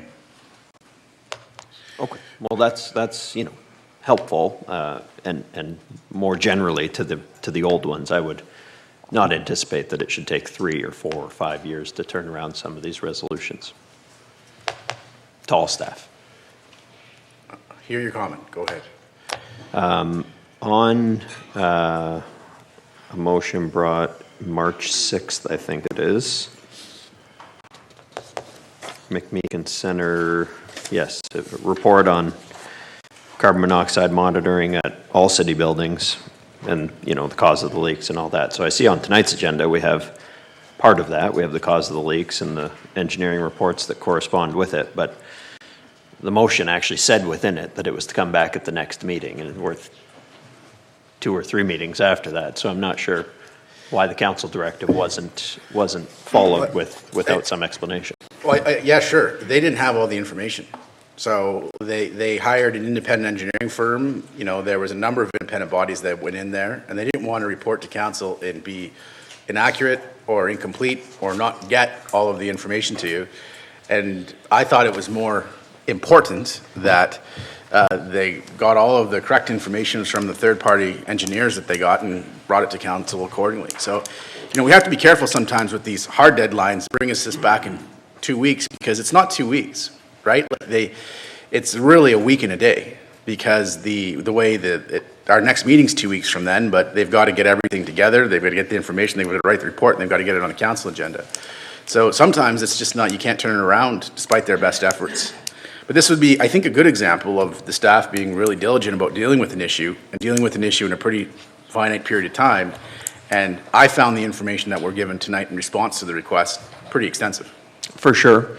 I would say it covers certainly what happened, the cause of the leaks and all that. I'm not sure it deals necessarily with how COs monitored at all the other buildings, which was the other aspect of that. And I guess to the point of trying to turn it around and be accurate, I understand that. And I appreciate that there is a delay sometimes because of gathering information, but I would like, at least, you know, at the next meeting, for an explanation to come back of why it's not on the agenda. We're still gathering information, even if it's just a one-line report that says we're still gathering information. We expect to have it in 2 weeks, because the council directive is what the council directive is, which is that it come back at the next meeting. So if that can't be done, there needs to be some communication with council as to why it isn't done. Did you have any comment you wanted to make? Thank you. Through you, Mr. Mayor, to Councillor Shoemaker. As the Mayor has indicated, there are some times where the information just simply cannot be gathered within that period. Your point's well taken. I'm not sure if it's necessary a report. Maybe if, with the indulgence of council, we can send an email saying this has been requested, but we're not going to be able to make it until such and such a date for these reasons, and have that be the forum. If that's, and I'm seeing some nodding of the head, so perhaps that's the practice that we'll put in going forward. But again, it is for a number of reasons, particularly in the case of the McMeekin, because we also had an interceding incident that took away from our attention away to other things as well, that has caused us to be delayed on this one. And thank you. That's helpful. I guess on a go forward, whatever administration decides to do in terms of advising us what stuff's not going to be on as directed by council, that would be appreciated.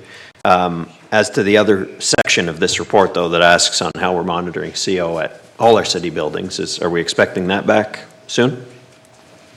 That is not in tonight's report, from what I can tell.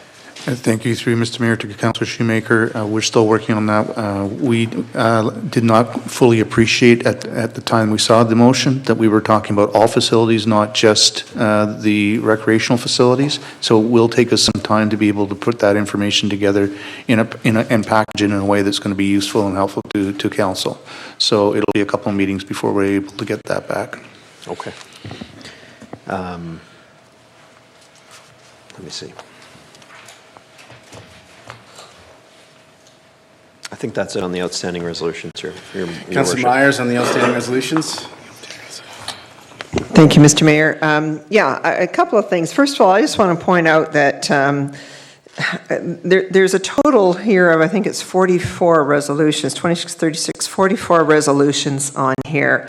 14 of them have been in 2017, and we're only at April 10th. I think that's critical to point out to council and staff, and 21 of them were last year. So truthfully, council, I think that we have to sort of take a little break here on resolutions and be very careful as we come up with new resolutions. We've come up with a few more again tonight before this agenda is over. We're looking at, out of all of these resolutions that are outstanding, 26 of them are to come back in Q2. And Q2 is now. There's only 4 more meetings in Q2 for these to come back, 5, I guess, counting next week. So we're putting a tremendous amount of load on to staff to come back with reports and reports and reports. And I just really want us to be mindful of that, because I think it's getting a little crazy, and I have resolutions myself, so I include myself in that. The questions that I have specific to the report at hand, a couple of them. The one that Councillor Sheehan had put forward around a report, it's something that has to come from EDC. I think that should be taken off of here. That's an EDC function.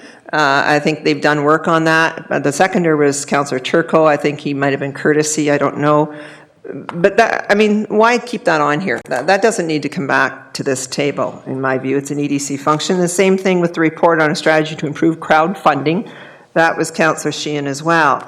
And again, lead is EDC. There's no timelines on them because they're from EDC. They're not ours. So let's get them off of our housekeeping. I don't know what the procedure there is, Mr. Mayor, but I guess I'm looking to the clerk. We need to get those off of here, I would think.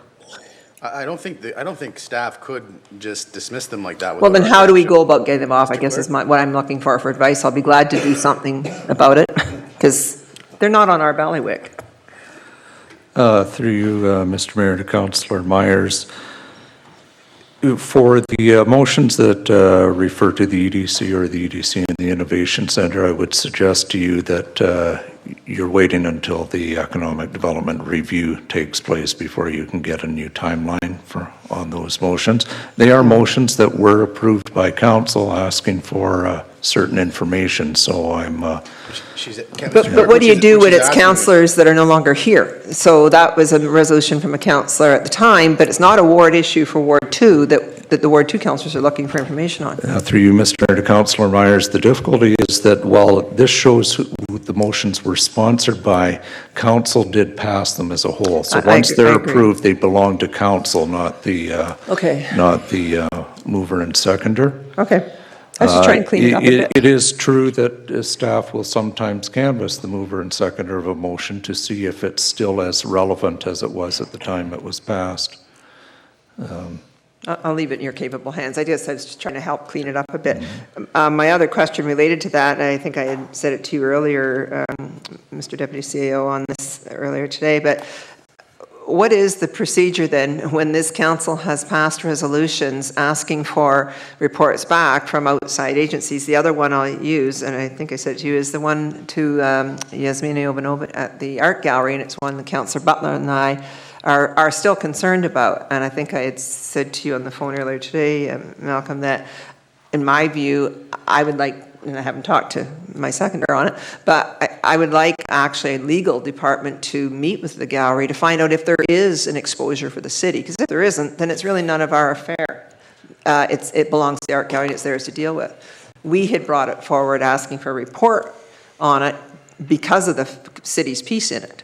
Normally, we wouldn't be doing that. That'd be their own business. So procedurally, how do we ask for the art gallery to fulfill that? When there's no timeline, there's no staff lead. Through you, Mr. Mayor, to Councillor Myers, with an item such as that, I suggest, first of all, you and Councillor Butland as the movers and seconders of the motion likely had some sort of discourse with the director of the art gallery prior to it. I would assume that you may be able to speak to them, and especially if they're having some trouble developing a report back to council, that you would persuade them to interact with city staff so that we can assist them. Certainly on any motion that to an outside agency that there appears to be some need for some prodding or some help, as you will, you can always make that known to the CAO, who can then direct the appropriate staff to assist. Were you saying on this one? Okay. Thank you. So are you done, Councillor Myers? Yeah, I have Councillor Button, but I have Councillor Hollingsworth and Councillor Butland. I guess the only other comment I was going to make is, again, the issue of is it realistic is it really realistic to think that we're going to get 26 of these resolutions back in the May and June meetings that are identified as Q2? I mean, that's 26 resolutions that are to come back to us in the second quarter from various staff, but they're heavily laid on one staff. Through you, Mr. Mayor, to Councillor Myers, those are the targets that the staff themselves have given us. I know certainly from the corporate services area, we intend to meet the reporting deadlines that we've put down, and I certainly believe the other staff intend to as well. Well, and there's 10 for the Q3, and we only have one meeting in July and one in August, right? So that's really limited. But thank you, Mr. Mayor. That actually gives them a bit more time. The Yeah, fewer one meetings meeting, yeah. helps out a bit. Thank Councillor you. Hollingsworth, on that matter. Yes, through you, Mayor, to City Clerk. It looks like there may be one resolution that's missing, and it's with regards to the terms for the Finance Committee, to relook at the terms.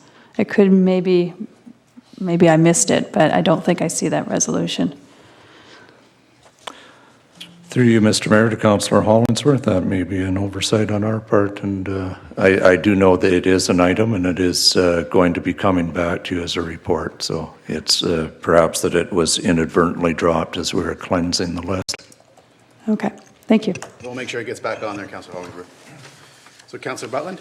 Yes, to echo much of what Councillor Myers said, I don't have the numbers here, but some might accuse us of micromanaging, and we have to be careful of that. Particularly now, times are tough. Staff is very, very busy.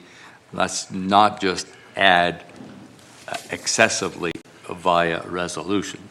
But this does serve a good purpose, and I think it's a two-way street, either through the CAO or staff reaching out to council members who have moved or seconded these resolutions, or council going out to staff and say, what about this one? Like, I take a run and every 2 or 3 years on the animation cells, but it's either time to close it or try to move it forward again. So both ways, staff to council, council to staff, but the operative word this evening is pause, so maybe we should pause a bit for the time being. Thank you. On the same matter, Councillor Turco? No, Mr. Mayor. Okay, so Councillor Shoemaker, are you done on the consent agenda? No, I'm on the same. Comment on it. Are you the resolutions? Yeah, yeah. Oh, yes, definitely. Okay, Look, we're talking about a specific resolution, a different resolution. Go ahead. Okay. Thank you, Mr. Mayor. I agree with Councillor Shoemaker about communication.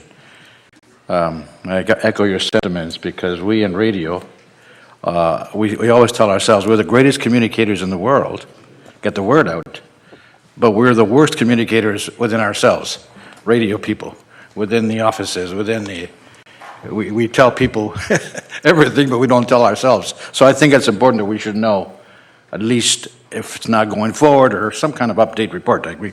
Having said that, we have one here to the city solicitor, which is the ATV, and coincidentally, Don Culvert called me today on this one, and Councillor Budlin can relate to this, changes to the Highway Traffic Act, which has been here since my last term, and here it is again. Although we have discussed it, brought it back to council, we've had updates, we've had reports, and I was reassured that this was moving forward very quickly. But here it is again. So, City Solicitor, can you tell us what is the update on the ATVs? Thank you. Through you, Mr. Mayor, Councillor Turco, you'll have the report. I spoke to Jeff King, who's finishing the report now, and it'll be here this summer. It'll be here before July. And thank you very much, and that's what I was concerned about, because that was the comment from Mr. Calvert that this is now the second, third year in a row that summer will be gone before this opportunity presents itself for him and also other people who love the outdoors. Thank you very much, Mr. Mayor. Thank you. Any other questions on this matter in the consent agenda? Seeing none, Councillor Shoemaker. I just had a comment on that matter.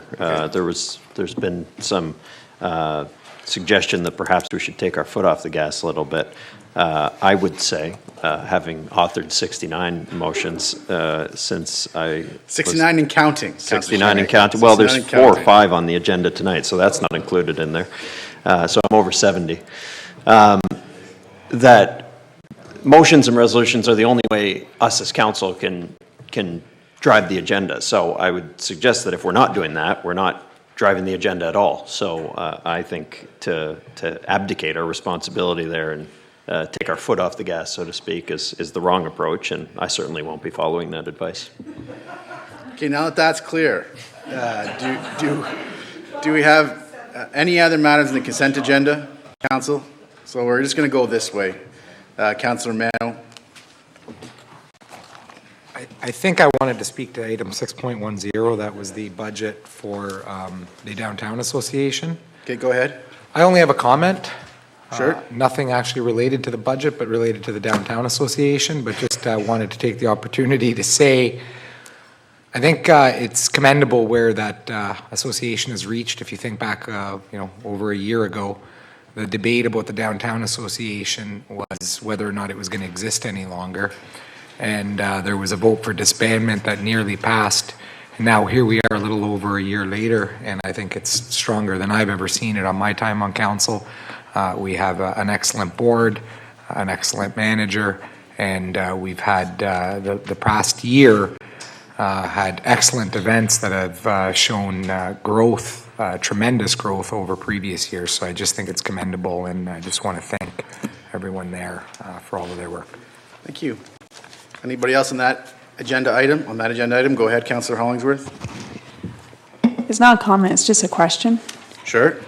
I'm not sure who to direct this to, through you, Mayor, maybe Don McConnell. What is actually the boundaries of the downtown? Just give me an idea of. Not the downtown. What's the boundaries of the area that the Downtown Association is responsible for? Correct. Yeah. Thank you. So we actually have the Downtown Association here. Would you like to step to the mic and we can thank you for your hard work over the last year? Yeah, thank you.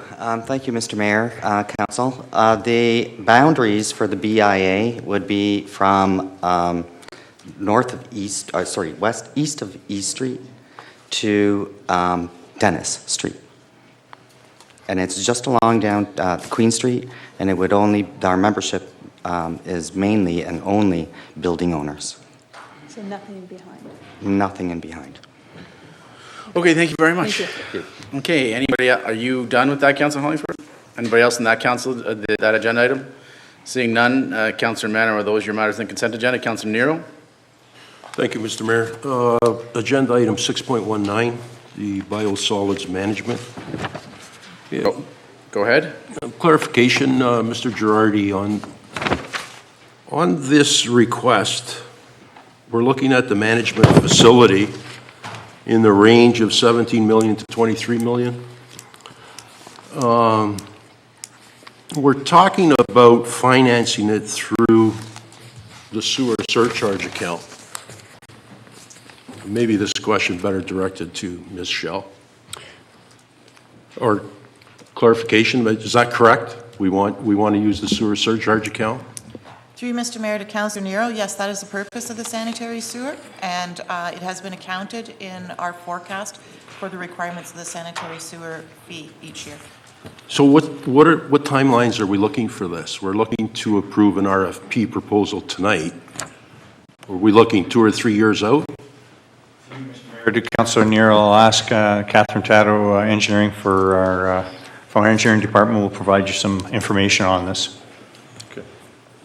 Through you, Mr. Mayor, to Councillor Nero, we've budgeted in the asset management plan for this project over the next 3 years.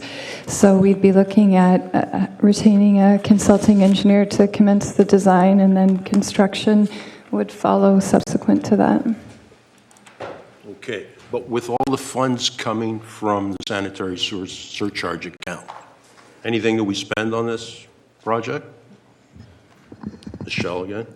Through you, Mr. Mayor, to Councillor Nero, that is correct. It is all funded from sanitary sewer revenue because it's related to the sanitary sewer system. So we must be really building that account at a rapid rate. My understanding was that we were using that account to make up the non-payment of taxes for SR. So what do we have left in that account? There will be money back in that account. Again, we forecasted a certain amount. If you recall, I think it was last year or the year before, we reduced the sanitary sewer fee because there was a buildup in that account. So that is sitting in our general cash bank.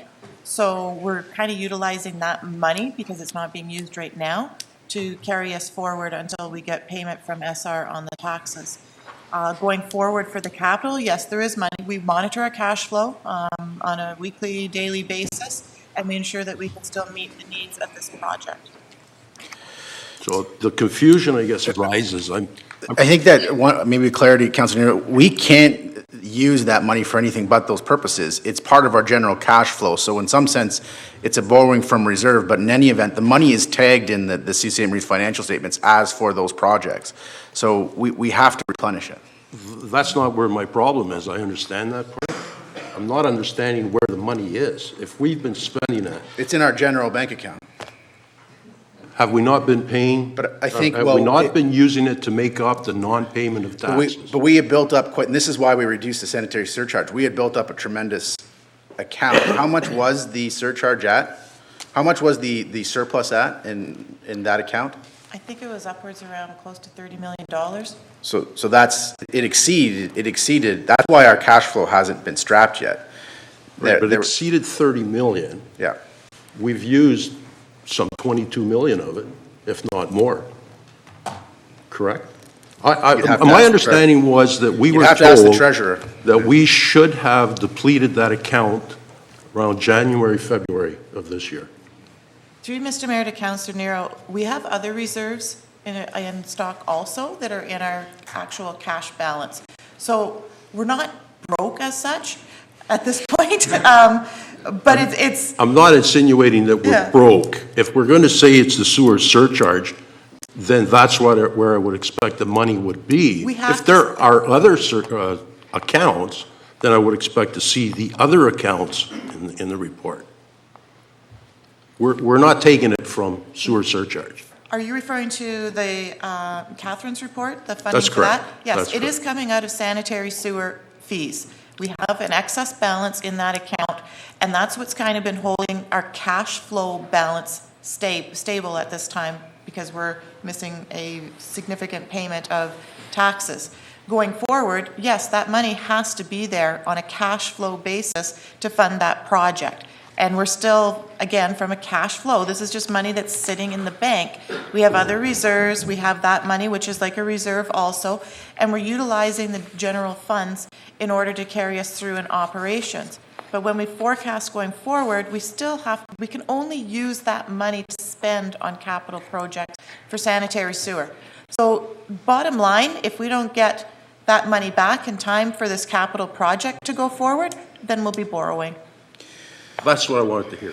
We are not yet there, Councillor Nero, but if this continues on, we might have to borrow a large sum of money. Exactly my point, and that was my next point. Should this not be long-term debt? Because there is a possibility that we will not be putting all of that money back there. We want to, but that we don't know yet. Through you, Mr. Mayor, to Councillor Nero, we could not borrow for that project because, again, it's sanitary sewer money. If we had to borrow, it would be for operations because that's where we're using the money.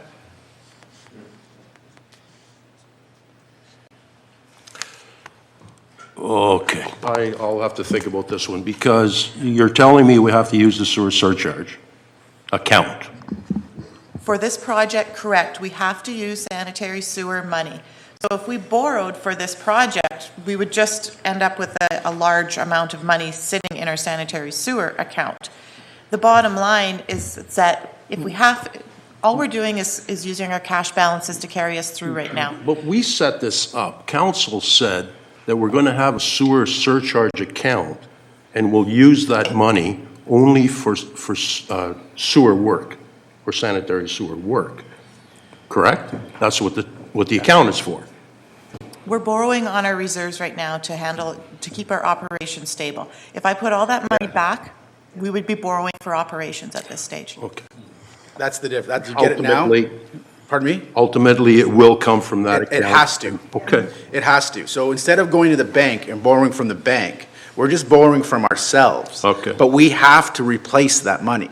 So if we don't get to a point where we can replace all of that money from the operator, then we'll have to go out and borrow to replace the money.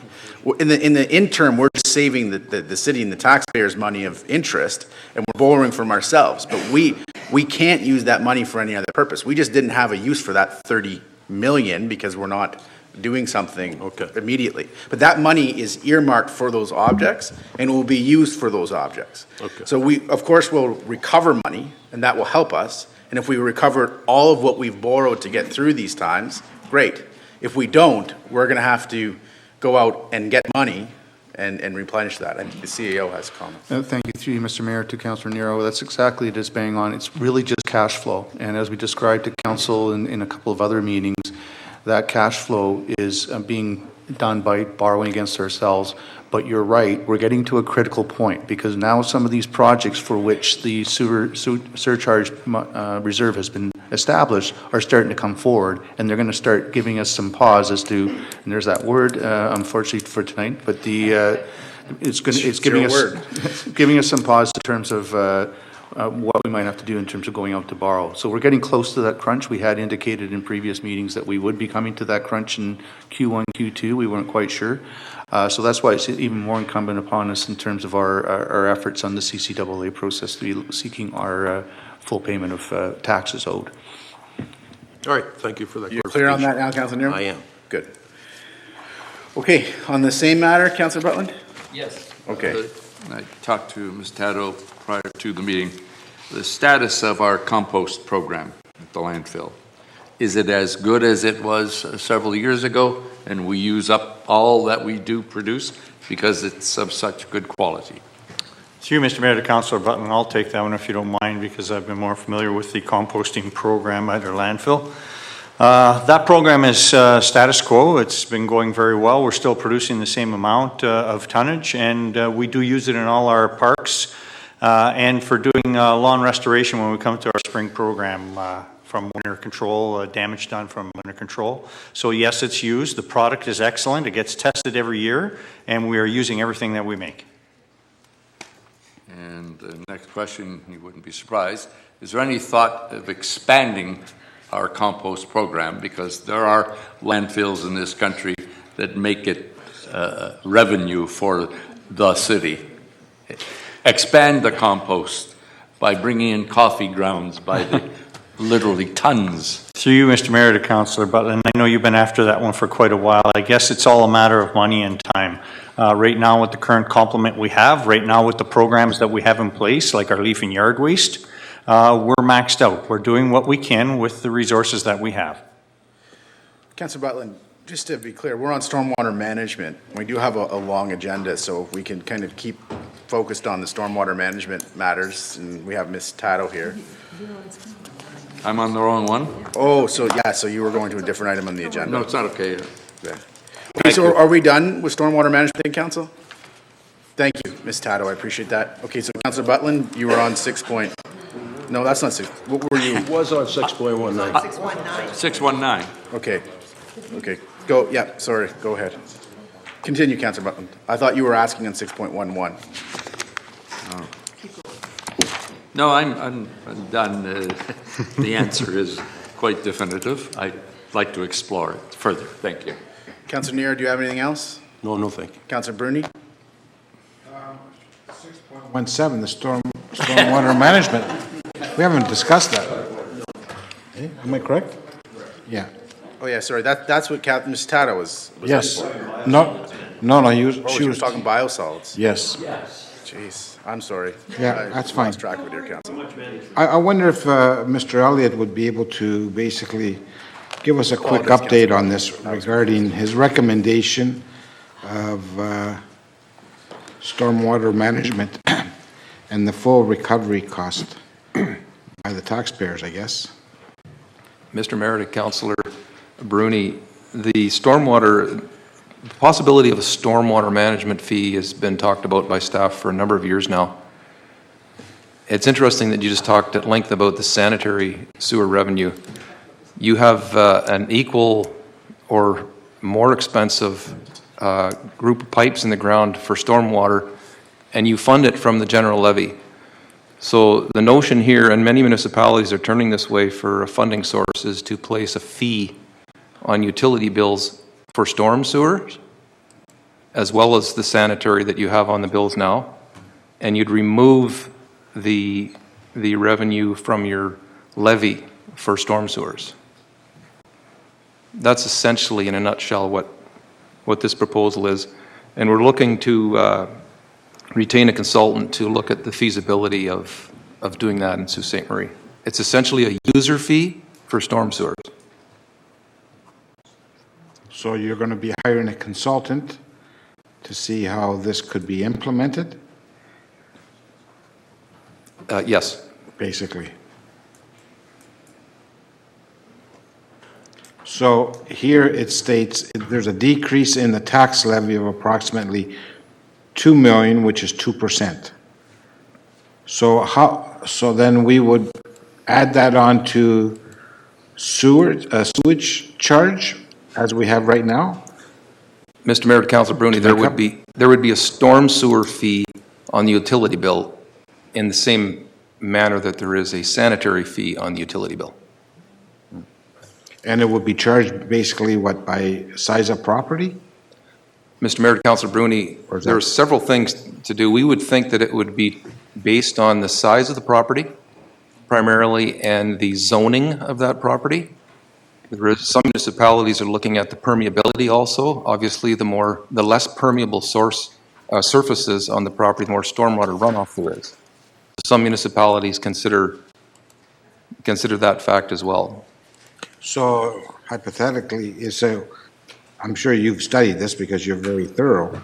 Say on a piece of property from a 60 by 120, which is average city property, what would the additional charge be for a taxpayer? Mr. Mayor, to Councillor Bruni, it's a very good question. I hesitate to throw a number out there, but it would be much, much less than the sanitary fee is now. For example, we spend 15 or 16 million a year on sanitary. You spend about 2 million a year on storm. So it wouldn't double the sewer fee on utility bills. It would be a significantly smaller fraction. But there would be a $2 million less on the tax levy if you eliminate it, right? Correct. But keep in mind, too, this as a user fee, clearly we don't make any bones about the fact that we need more money for storm sewers. And the tendency would be to get a little more revenue out of the user fee model than there is in the levy. But your levy would go down.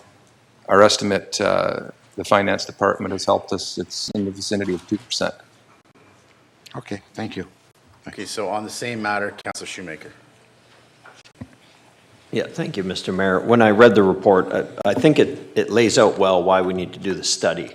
And also, I support doing the study to determine what the go-forward should be, but I'm hesitant to say that we should be adding costs to our residents via their utility bill, which they're probably already concerned about the rate of. So I think it's worth looking at, but I'm not sure it's necessarily the avenue that we should be going at this time. So I'll have more on it when the report comes back, but my initial reaction would be one of hesitation to increase the utility bill. Thank you, Councillor Shoemaker. CEO, go ahead. Thank you, through you, Mr. Mayor, to Councillor Shoemaker. That's exactly it. We're trying to go out to market to do the study. Part of it, of course, is just to look at what would be the appropriate charge, but also what would be the types of things that we would be encouraging to be able to give discounts to various property owners in terms of how they are impacting on stormwater management. And so it's a comprehensive package that we would expect coming back to council for its consideration with all of those points involved in it, so as to make a go forward, and then it's up to council, of course, to make a yay or nay or other direction in terms of their deliberations. But it is a package, and that's why it's important to be going out with the consultant to try and help us frame that. Okay, thank you. Anybody else in 6.17? Seeing none. Councillor Bruni. Agenda item 6.12, the leasing space. Just a That quick. will be to Mr. Ver. Yeah, quick question. I congratulate Mr. Ver for this. I know it's small revenue coming in, but we're utilizing our spaces as much as we can. I guess one question is, it says hours of would be regular hours of the John Road Center. What is the regular hours of the John Road Center? Like, if this is a fitness training center, I'm sure they would probably want to open up earlier and probably stay open longer. The longer part is not a problem. I think it's the earlier part. What is the hours? Do we know? Through you, Mr. Mayor, to Councillor Bruni, we have discussed that clause within the contract with the provider of the service, and they didn't indicate any problem with that. They were accepting of that. It aligns with the pool hours and the rink hours. Offhand, I'm going to have to look it up for you to get you the exact hours, but for them and their business model, they seem to be fine with operating within those parameters. Thank you. And maybe a question back to Mr. Ver regarding, there is a space upstairs, which is a kind of a banquet room, et cetera. It's between the swimming area and the ice pad. Is there, can we lease that out yearly instead of, it is a good piece of real estate in the sense, and for revenue. Through you, Mr. Mayor, to Councillor Bruni. It is used, it's in fairly high demand now through rentals, through different events and birthdays, clubs, etc. Also, staff has let me know that that room itself is an egress area for the stands that overlook the pool. So it will be required for people should they need to exit the building in emergency. So it would be difficult to lease that out full-time to one resident, as in certain events, people may have to go through that space. Okay, thank you. Any other questions on that agenda item? Seeing none. Councillor Bruni, are you finished up? Just one more. The Strathclair lighting, 6.15. Okay. And I thank you for the report, Ms. McLeod. Has there been any contact with the Slow Pitch League regarding the lighting? Would they be able to participate in raising funds, or like other associations have done, like the soccer, et cetera? Through you, Mr. Mayor, to Councillor Bruni. The Slow Pitch League already has made a contribution towards the project, so we have a letter of understanding, and we're working through the process of getting the finalized agreement in place with that group. Okay, that's it for me. Thank you very much. Councillor Myers, I think, have you gone through the matters on the consent agenda? 3. You've got 3. They're quick. First one is the noise bylaw exemption, item 6.1. I've already had conversation with our solicitor on this. It's a noise bylaw exemption that was being asked for till 1 in the morning. And I've spoken with the party at hand, which is a couple being married in their parents' home backyard, and they're quite happy to have that changed to midnight instead of 1 a.m. And I've spoken to Nuala about that. I don't know what we need to do here from a housekeeping point of view, but we want to change it from 1 a.m. to midnight. I think we just need to move an amendment to the motion. Okay. So should we pull that from consent, Mr. Clerk? 6.1. Yes, through you, Mr. Mayor, or to you, Mr. Mayor, it's a bylaw, so I'll just speak with the city solicitor while you go on to other items as to the best way to affect it. Okay, so the clerk and the city solicitor will discuss that. The next one, Councillor, unless anybody else has anything to say about 6.1, seeing none. 6.9, the donation policy. Yep. Go ahead. This, I believe, through you, Mr. Mayor, to maybe the Deputy CAO as well as the Finance Commissioner. This policy is around donations. It addresses the CRA compliance piece about issuing income tax receipts. At our last meeting, we approved the splash pad project and acknowledged that staff will be seeking donations of varying amounts, including perhaps contributions ranging from several thousands to possibly in the hundreds of thousands of dollars. So my question through you to Shelley Shell or to Mr. White, and again, they're already aware of it, is do we currently have a policy or process by which we can receive these various levels of donations that will correlate to a suitable recognition? And if not, with this major project underway and efforts are already being had to solicit donations, can we pursue development of that piece to expand this donation policy? Because donation policy has, I think, several pieces to it. To you, Mr. Mayor, to Councillor Myers, the purpose of this donation policy, as you said, was just to address the CRA piece and make sure that anybody that is donating as well as the city isn't at risk anymore. So that is why we wanted to make sure it was there.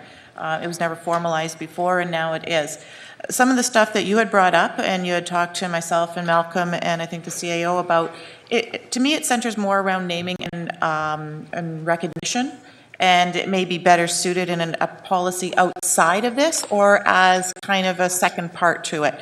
But for now, yes, you can start fundraising. Please contact the finance department. We'll make sure that if there's an outside group that's doing it, that the process is followed correctly and that all the rules and regulations are followed also. Yeah, through you, Mr. Mayor, I think it's not, it's not exactly naming, it's the whole recognition piece. And we do have presentations, 2 of them coming up, where we're presenting 2 possible donor groups. One is next week and one is in May. And I know this question is going to come to us as part of that presentation as to what do we get for our money, and it's in terms of recognition.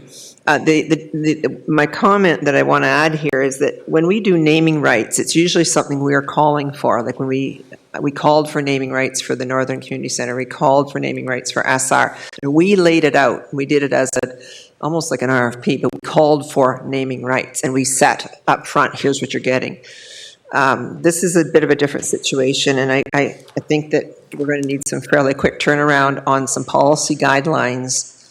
And I just don't know how to move that forward because this is called donation policy, but it's not a full donation policy. It's a donation policy on one aspect, which is income tax receipts. So I guess, and I mean, I talked with Malcolm about it. I told him I was going to bring this up. So I guess I'll just leave it with staff, and I believe Mr. Bear and Ms. McLeod are going to be the ones dealing with the presentations. I'll be there, but we don't have an answer at the moment to respond. Through you, Mr. Mayor, to Councillor Myers, as I'd indicated to you, we have other, quote, donation policies that refer to specific things like park benches or other matters. So it has been noted by staff that while there was a need to get the CRA component of it dealt with as expediently as possible, that there is a broader need to start pulling these things together either in one broad policy or some updated 2 or 3 policies for you. Yeah, so should is this enough said, or do we need to bring a resolution back and be very specific about the recognition piece? It's enough said. Thank you. Okay, that was it on that one, Mr. Mayor. And there's one more. It's just the Sioux event, 6.14. This is just a terrific use of the funds that the Mayor's Youth Advisory Committee has, passed a resolution on supporting the $7,500. This is, when we dissolved the Sioux Youth Association and kept in our city budget funds for youth, and then you formed the Mayor's Youth Advisory Committee. This is the exact kind of event that we want to see the funds used for. So I think this is terrific that the Mayor's Youth Advisory Committee decided to sponsor this You the Sioux event. Yeah, well, the request originally came to this body, but I thought it was something that was relevant to have Perfect. them consider. So we brought Absolutely. it to the Mayor's Youth Advisory Council, and they considered it, debated it, and decided themselves Yep. on their own volition to fund it. So this is just us formalizing their decision. Thank you. That's it, Mr. Mayor. Okay, so Councillor Butland, any other matters in the consent agenda? Turco, Fada, or Christian, any other matters in the consent agenda? Seeing none, Mr. Clerk, we can dispense with the consent agenda. Motion by Councilors Turco and Shoemaker, resolved that all items listed under date 2017-0410, Agenda Item 6, Consent Agenda and Addendum, be approved as recommended, save and accept 6.6 and 6.18. All in favor? Are we dealing with 6.6 now? Yes, Mr. Mayor, we and members of council, we can move to the items that have been So we have separated. 6.6 and 6.18. We'll start with 6.6. For 6.6, there's a Walk of Fame redesign. Report of the Deputy City Clerk is attached for the consideration of council. This report was attached for the information of council. There is a subsequent motion placed on it by Councilors Myers and Butland. Whereas the Sault Ste. Marie Walk of Fame was created in 2002 by City Council, and whereas the initial Walk of Fame awards in the form of granite maple leaves embedded in the sidewalk of the downtown area suffered damage as a result of adverse weather conditions and snow removal. And whereas the granite maple leaves were removed from the sidewalk in the vicinity of the SR Center in the course of Queen Street streetscaping in 2015 and have now been cut out of concrete, cleaned, and buffed. And whereas the Walk of Fame award program has been on hiatus since 2015, and whereas the following issues have arisen with respect to the program. 1, criteria for the Walk of Fame award.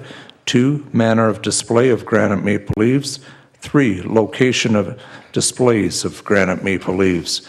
Now therefore be it resolved that a committee of council be struck to research and make recommendations regarding Walk of Fame award criteria, displays, and location of displays, including budget required to effect the same.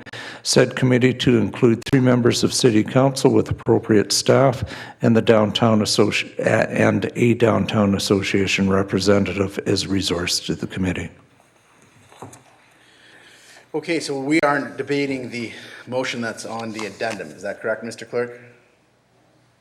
Isn't that the matter, or is it? Yeah, that's the one you just read. That's the one I've just read, and that's the one Okay, that would be so your main Councillor Myers. motion. Thank you, Mr. Mayor. As stated in the resolution, the mandate of the current Walk of Fame Committee is to seek and select inductees only, and how and where to display the awards is the responsibility of City Council, because the Walk of Fame program was a City Council initiative. The program was fashioned after Toronto's program installing into the sidewalk. That approach has proven to be a great challenge for our Northern Ontario climate, and that's requiring a change in how to display the awards, especially with a view to have a year-round format protected from the elements. The initial goal was to establish a walk, not a standing still viewing, so that too is a major consideration going forward. And the vision has been to eventually see maple leaf granite stones sprinkled throughout the downtown to create this walk. Another consideration is accessibility. The height of any cabinets, if that's the route we go, ought to consider viewing to accommodate our younger folks, the part of the population whom we want to see inspired by these accomplished Siouxites, as well as folks who may be in an accessibility vehicle, such as a wheelchair or something.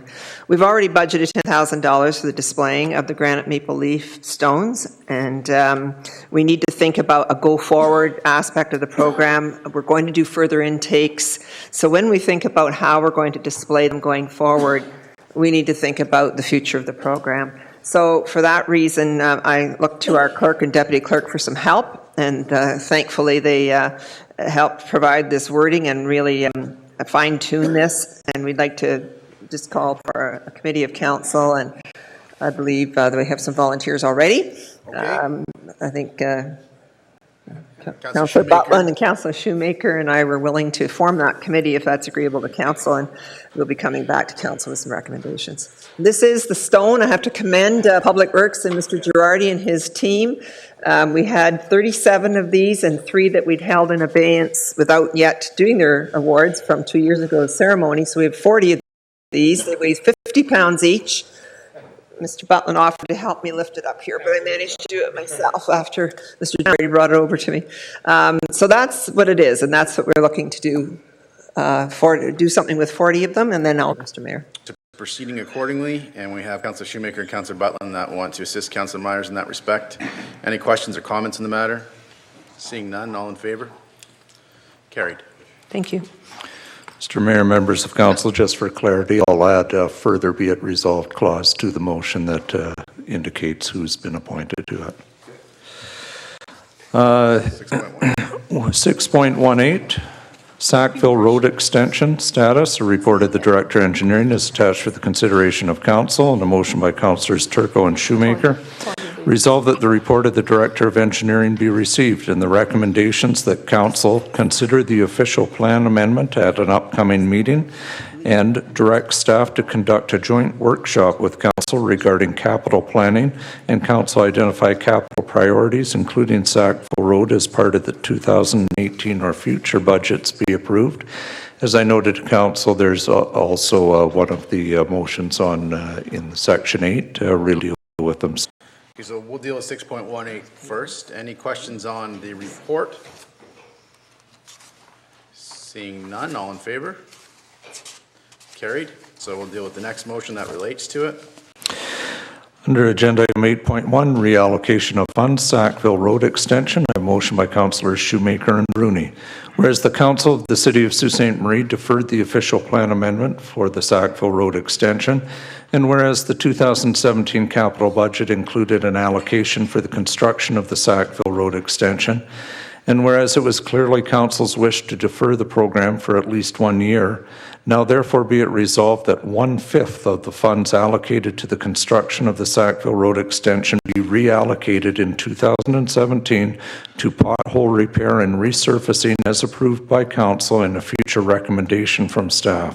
And further be it resolved that staff be requested to bring forward recommendations on the allocation of the balance of the funds from the Sackville Road Extension.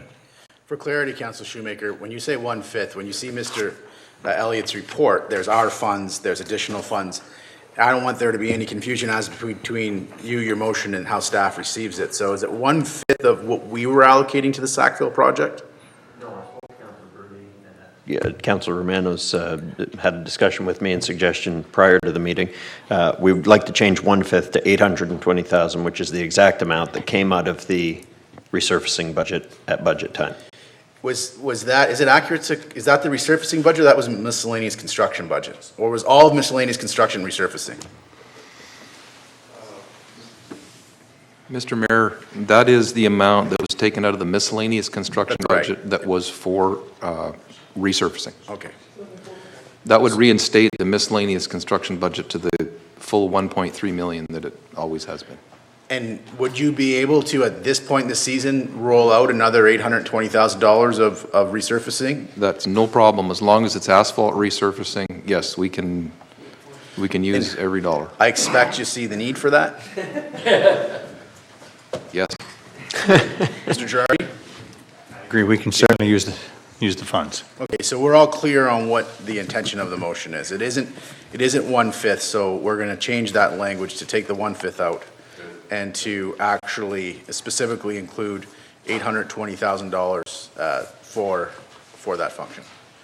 Based on that, do we have any debate on this motion?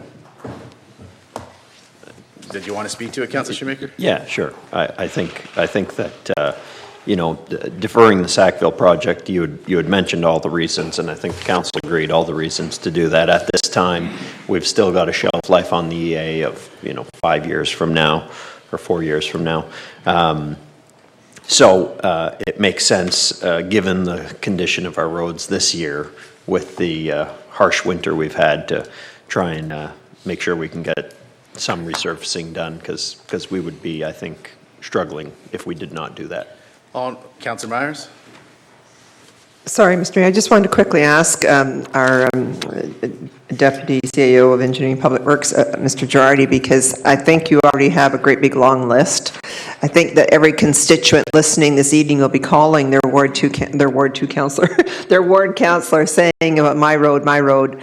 For an example, Curran Drive, I'll just mention it, Mr. Girardi. So you already have quite a commitment. Is this going to allow us to do something over and above? I mean, I'm not going to hold your feet to it, but Curran Drive would be appreciative, yeah. Through you, Mr. Mayor, to Councillor Myers, certainly I can certainly defer to Don on this one, but we do have a list. We're not just going to go piecemeal. We're going to go back to the history that we have in place already and start moving forward with those initiatives, as opposed to just grabbing things all over the place. Thank you. Just want to be clear. Okay. Councillor Mann?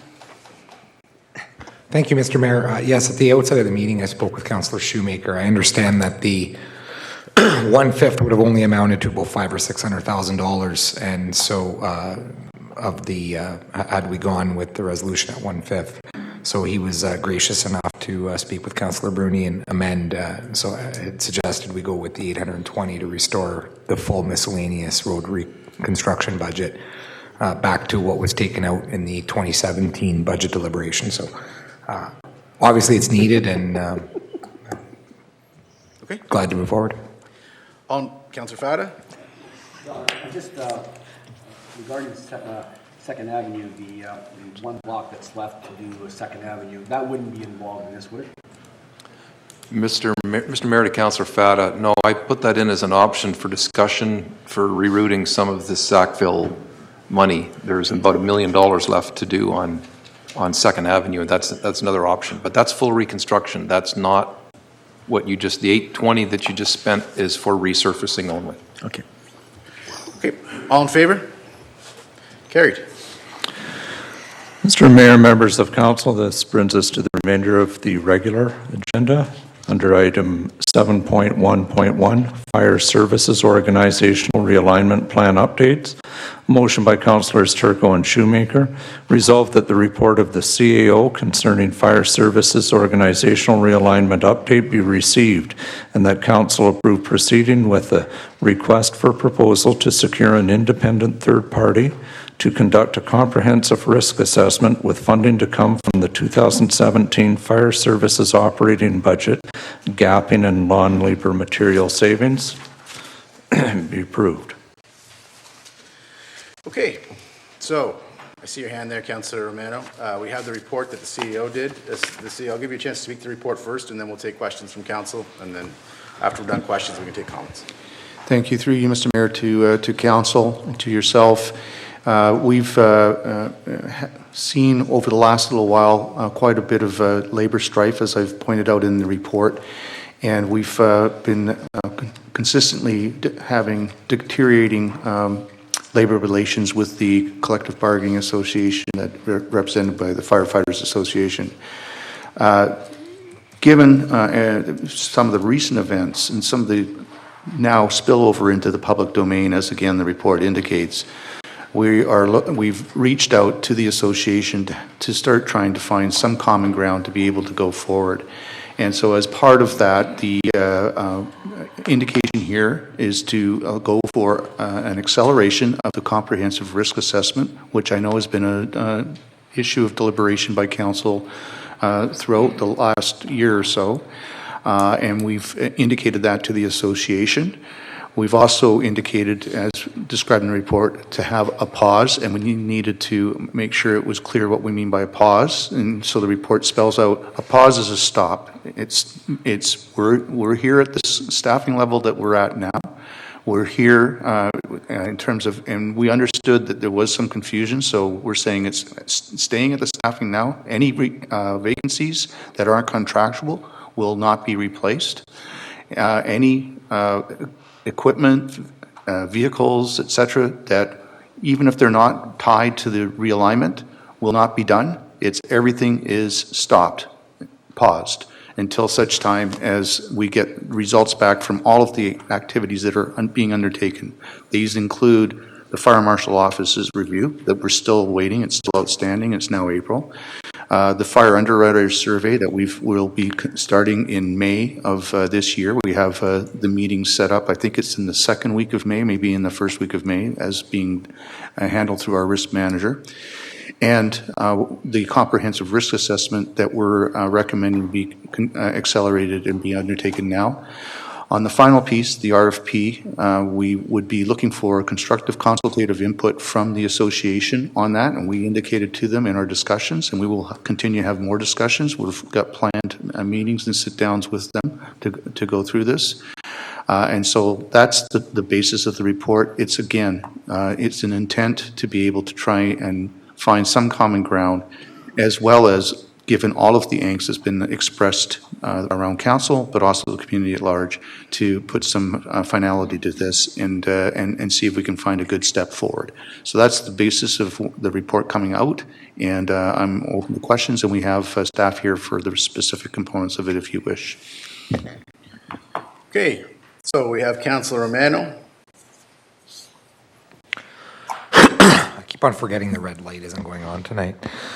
All right, firstly, with respect to obtaining the comprehensive risk assessment, I note that we're going to do so by way of an RFP. I mean, this is a great first step for us here. Can we make sure that both management and staff have an equal say in this RFP process, and to ensure there's never going to be a question as to the impartiality or the objectivity as to getting this report? I just want to be clear for the public, for the Firefighters Association, for all of us here, that both sides are going to be doing it together. No side will have sort of a trump card over the other in that process. Through you, Mr. Mayor, to Councillor Romano, we're making every effort to make sure that the consultative input is done by both sides. If that is not achieved, certainly I'm sure we'll be back with council, but the intent, and we've had some very positive conversations with the association, is to make sure that all input can be applied to creating a true third-party comprehensive risk assessment through a fair and open and transparent procurement process. Thank you. Second point, we talk about equipment, vehicles. There's have been moved or was in the process of being moved. That airboat is not going anywhere and will remain in the staff's fleet, if you will. Through Mr. Mayor to Councillor Romano, correct. It is not being conveyed at this time. Right. And nor will any other pieces of equipment of the association. Like no equipment is being sold off or disposed of, whether it's water rescue or any other type of work that our association does or did do. There is no intent for any equipment to be sold off or any transfer of equipment. There was a period, and this may actually predate our CAO, so I'm not sure if a fire chief would be in a better position to answer this. But prior to this council, I understand that there was a time when there was some consideration of doing a fire ops type of course for councillors, where councillors could attend the fire department and, put the outfit on and sort of get to, maybe not walk a mile in a firefighter's shoes, but let's say a few footsteps. Is that something that we could potentially consider looking at, just so that as councillors we have an opportunity to see some of what our association does, just a very small glimpse of what they do? Is there any opportunity to visit something like that? Through you, Mr. Mayor, by all means, we could have that discussion about visiting it again, but we would do it in the context and with the a conversation with the association as well, to make sure what that would entail. So we can't commit to that tonight, but we can certainly have that conversation. Okay. Now, my last few questions here just relates to the pause button, and there's a lot of effort, and I appreciate that in the report and in your comments with respect to what that pause button means. So just to ensure that we're all on the same page, the pause button at this stage is saying we're not going to do anything else with respect to realignment, but I think we have to be clear and upfront that the realignment from the day we voted on it back in October of 2015, within weeks of that, we reduced our complement from 17 to 13 active firefighters on duty at any given time. I think you would agree with that statement, so I'll just move on. The concern I have is it's up to this council to set the level of service. We had a level of service where we had indicated 17. We've reduced to 13. Based on us hitting the pause button, is our level of service changing, or do we remain at 13 at this time?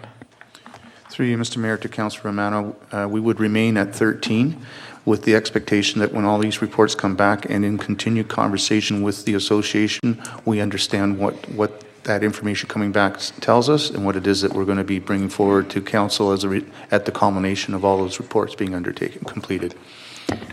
Now, that recommendation would then come from staff, but at the end of the day, it's up to this council to determine what the level of service is. So if we want to pick a number between 13 and 17, or if we want to stick at 13 or go back to 17, whatever that is, it's up to this council to make that determination.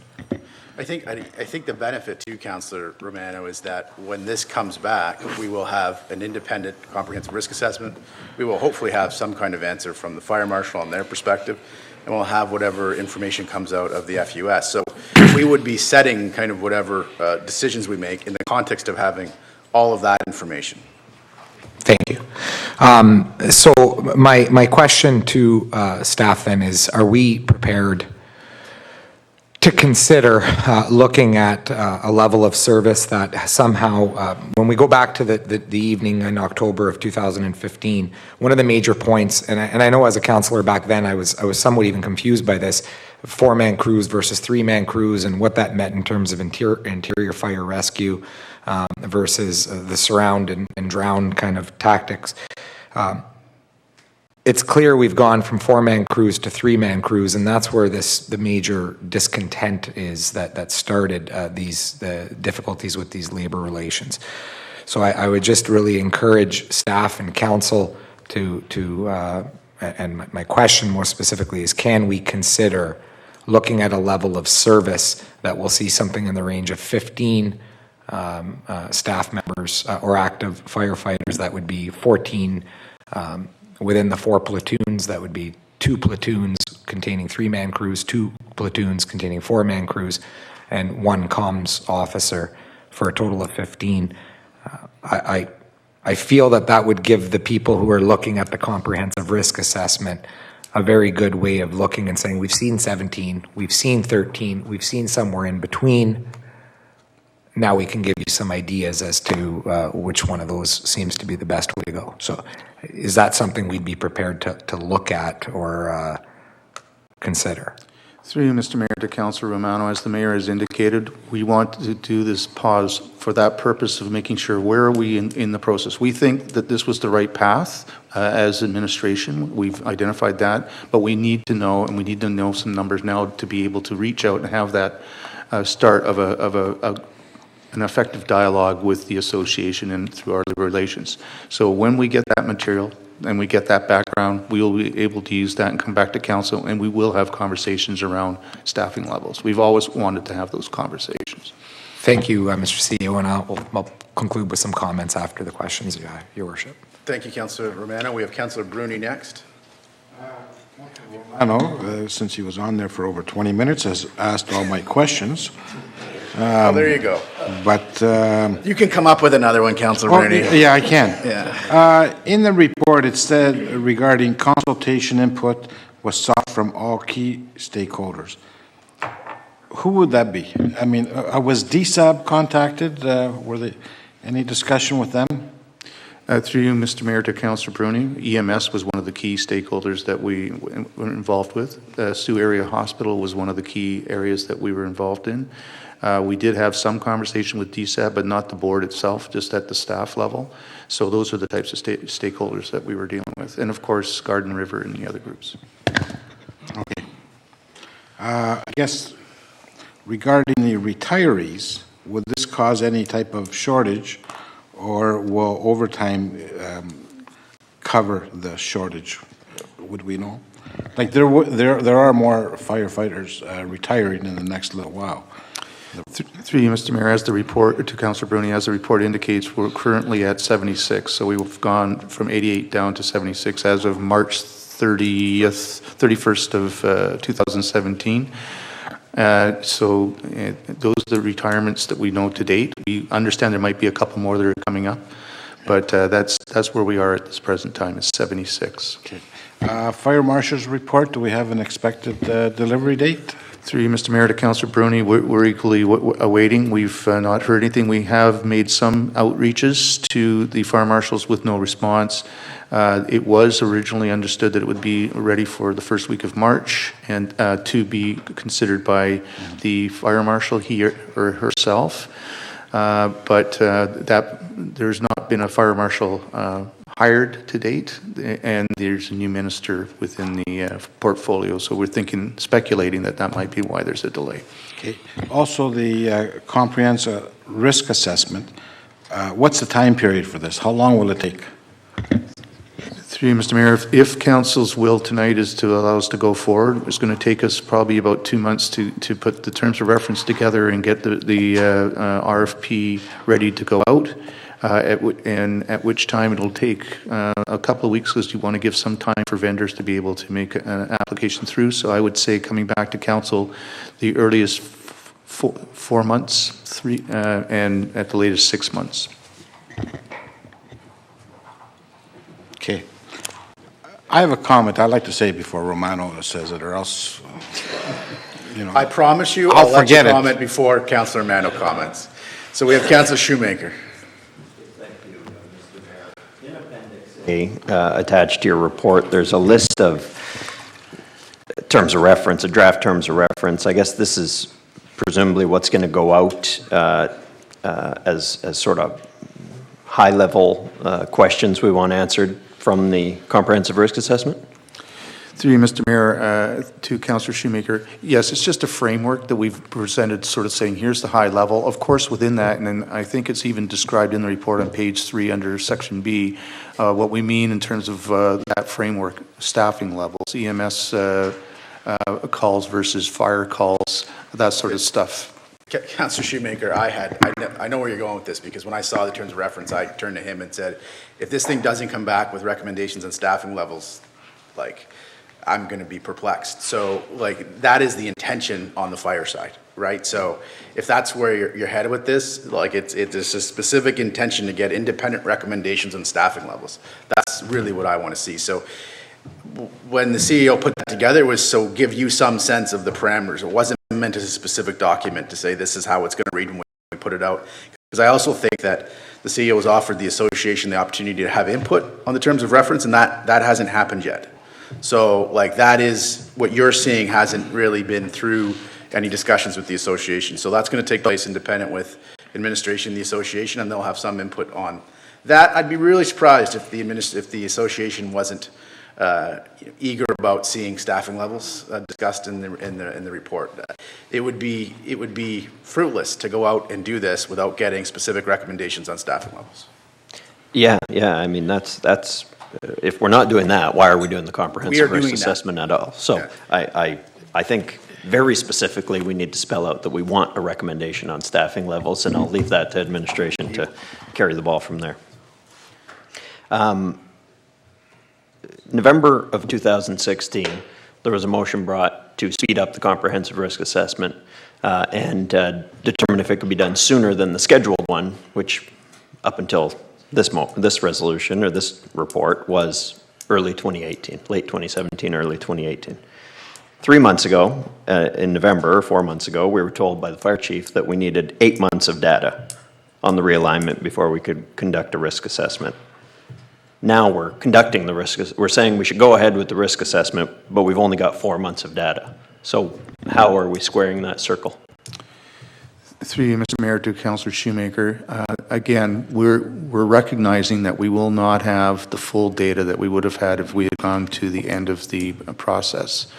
But we do have some data, and we are, again, looking at it in terms of weighing the amount of data available to be able to do a comprehensive risk assessment with that interest that has been expressed clearly by the association and is now starting to manifest itself in the public domain to accelerate. And so we're feeling comfortable, not as comfortable as we would be if we were waiting till the late 2017 as was identified in the 2017 work plan to do it. We're feeling comfortable that it is a time to do this, which is offering that opportunity to start trying to find some common ground with the association in terms of a way forward.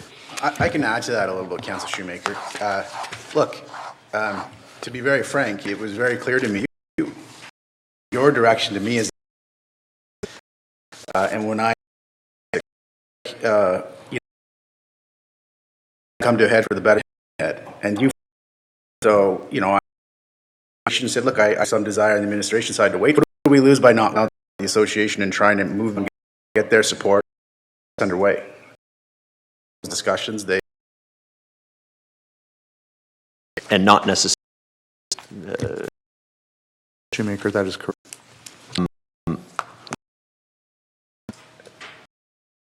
Been as a surprise to anybody, but recommended quote over salary. So why was we have discussed previously, and we did work in administration.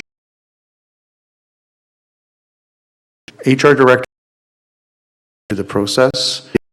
The responsible manager, it comes to the CAO's office for determination. Direct reports that go in those situations, advice departmental manager, CAO or department, they will be held accountable. To be clear, that was done in discussing it. The point-in-time emails that are in those media are just that point in time. So, there was a number of public education budgeting for all positions is done. Director's recommendation in terms of done for that arbitration program, about 30 different indicating difference though our directors is it should be don't state but start at the lesser in terms of budgeting the directors that existed. It's been this eyesore in terms of so that has us taking, and so answer to your question, but I hope you'll see in there the point in time. perhaps the director suggests that the to you talking just if we're talking on the making some Councillor Shoemaker, it was a total, it wasn't just pub ed, it was the restructure that amount. It was through you, Mr. Mayor, really looking at advise, if you took comes from, this is always going to be we lowballing, and when we staff issue here, the human resources and the CAO with the department head. So that's his job. And, frankly, and I can say this, and I told this with the CEO about her not part of the administrative ability to make sure that came out. And so I decided and side with the department in that respect. And I still contend, if it was so important, why hasn't it been done in 30 years? It's a good question. Through you, Mr. Mayor, to Councillor Christian, again, FUS comes in on the, or sorry, Fire Underwriter Survey comes in on the invite normally of a municipality.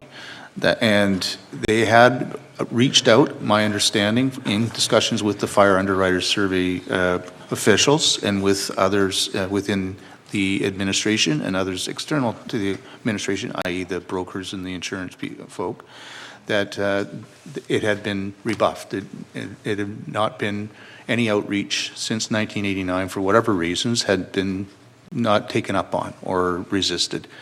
And up until the time of the chief's arrival and then my arrival, Subsequent, in terms of the October 26th decision to do the fire realignment, we did reach out, or I reached out to the fire underwriter survey because we had heard a lot of feedback in terms of what does this mean or not mean. And they had, of course, contacted my office because they had made similar contacts previously without having been accepted. And we said, we are willing to have them come in and do the review, but we needed to have time to get the alignment in place. So, and that has now been scheduled for May of this year. They did indicate recently that they've been getting a lot of inquiries from several parties, they being the Fire Underwriters Survey, requesting an acceleration, if they could, of us bringing them in to do the assessment. We consistently rebuffed that. Right up until January of this year, they made a formal outreach saying they wanted to have come in because they were getting such pressure on this front. And we said, well, we're doing it in April, so we can bring you in April or May. With this report, it satisfies that. So they will be coming. We have dates being set for the first week of May. But 1989 to 2015, my understanding is it was resisted. Why? I do not know. Why, you raised something there. Why would we rebuff the fire underwriters if we're so confident in what we've implemented? What would the fire underwriters reveal that we would rebuff? Well, again, through you, Mr. Mayor, to Councillor Christian, we didn't rebuff. We said we'll wait until we get some data together so that you'll have something that you'd be able to look at. So we've always said that we were going to have them come in and do the survey. That none had been done since 1989, as you indicated. We said just wait until we have some data that's set up so that we'd be able to look at all of the components. Do we know the type of data we're looking for that we can confidently say we need to rebuff this because we have to collect data? Do you know actually what they're looking for when they do their survey? We know they know water availability is the big one that they're looking for. And we have water availability. And we do have that information. They're looking at public education, looking at fire prevention. They're looking at staffing levels. So those types of things under the new model we didn't have. They're looking at infrastructure needs, which we knew we did have, but we wanted to put it together as one full package, including all components. So we said, give us the couple of years to be able to put it together. Okay, I'm just being honest. I'm not completely. I'm sure that that's the legitimate reason. I'm just not very comfortable with that. I read in here that that we had input from our platoon chiefs in some of our operational. I'm just looking here. The operational guidelines? Yeah, I see that we had input from the platoon chiefs. I'm just wondering if you can characterize for me, was it input that by their role they were required to provide? I guess I'm trying to get a sense of how much buy-in did we have from the platoon chiefs. My understanding is a lot of them, maybe not all of them, but some of them come up through the ranks, and I'm just not convinced that they would have totally bought into the program. I mean, what type of input are we getting from them?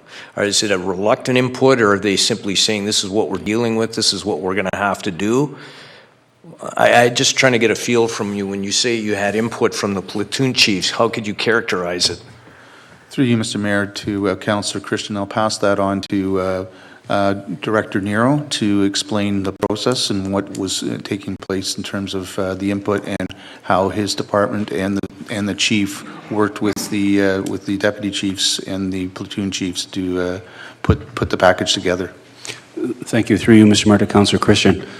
So two basic prongs to how we did this particular rollout. So through our health and safety coordinator corporately, and he resides as a resource on all joint health and safety committee meetings, through the health and safety committee meetings, and in direct interaction with the deputy chief and the platoon chiefs face to face, they actually sit down and comment. They don't necessarily agree all the time, but they certainly have input and dialogue into the changes that would specifically pertain to platoon chiefs, because as you can appreciate, if they're on duty as the commander on scene, they would have direct concern more so than anybody else.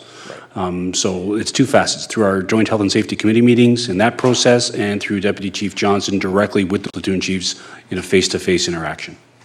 Okay, thank you. That's sort of what I was looking for. It's more of an opportunity to say that we've reached out to them and sought input, even if they didn't necessarily agree with the process they had at least voiced their concerns, etc. Is that fair? That's fair. Okay. It says in here that management did not handle communication and implementation well. I'll have comments about that later. I guess to your point, Mr. Mayor, that we're a governing board here, so my question is in the form of a governing board member. First of all, have we started a process internally to look at what we've done wrong here and started implementing a better communications plan within the fire department? Through you, Mr. Mayor, to Councillor Christian, we've been looking internally at a number of policies and processes that came into question as a result of everything that's been going on with the fire, not just with fire, and we will be rolling these out over the course of the next few months internally in terms of those policies. One final question. I see in here that our Commissioner of HR and yourself have had a couple of meetings with the association executive.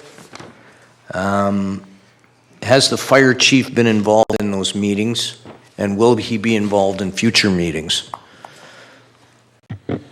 Through you, Mr. Mayor, to Councillor Christian, the meetings were done with the HR director, myself, and executive, and there's only been 2 meetings. In fact, really one, because the first meeting was, I think, a bit of a shock in terms of what the subject matter was, without relaying too much on the specifics.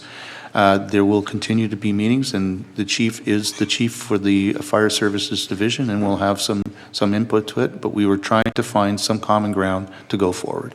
So you say he'll have input, he'll be sitting at the table?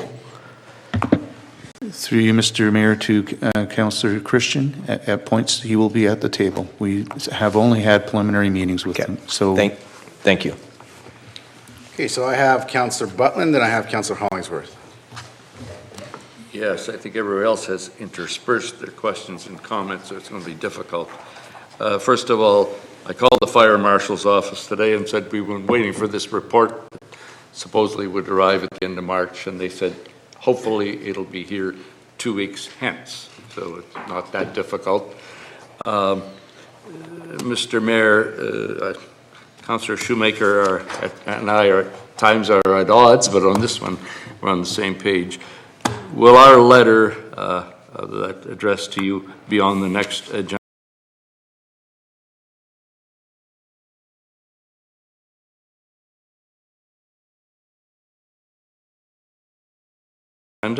With answers. The clerk and I are currently finishing that and discussing kind of which parts of the letter. I don't have the full answer on that yet. It's something that the clerk and I are discussing it's something we're discussing on an ongoing basis. If I may, you and everybody will know by the next meeting. This pause that is referred to, and this is not going to be a pause that refreshes any of us, because I have to say this has been an unmitigated mess in a lot of ways, and everybody is part of that blame, including, I think, even ourselves. We're fighting with one another who's going to speak and so on and so forth. We have to stick together, and hopefully we can and bring the union on side. The last email that we all received just a couple of hours ago, the last paragraph, going forward, we look forward to working with the CAO, the mayor, and the deputy chief towards repairing the relationship between the city and the association. There says the deputy chief. So we've got many issues to iron out, and it isn't going to be easy. Kudos to the CAO for finally saying that we screwed up pretty badly. Those are my words. Kudos to Councillor Bruni and Councillor Romano, who said quite a few months ago we should have had this risk assessment. So we have capitulated, whether we like it or not. That's where we're at. Having said that, let's try. We have to please move forward. There's just everybody, the union said if we proceed with this, you people are all in danger of being burned out of your homes, and the chief with the boat and the vehicles and accommodation, administration. I approached Mr. Horstman 5-6 weeks ago and I said, hey, it's not going all that well. We're going to do a new strategy. New strategy was to meet the union without the chief. That's like hitting a hornet's nest with a stick. And I said to myself, oh, this isn't going right.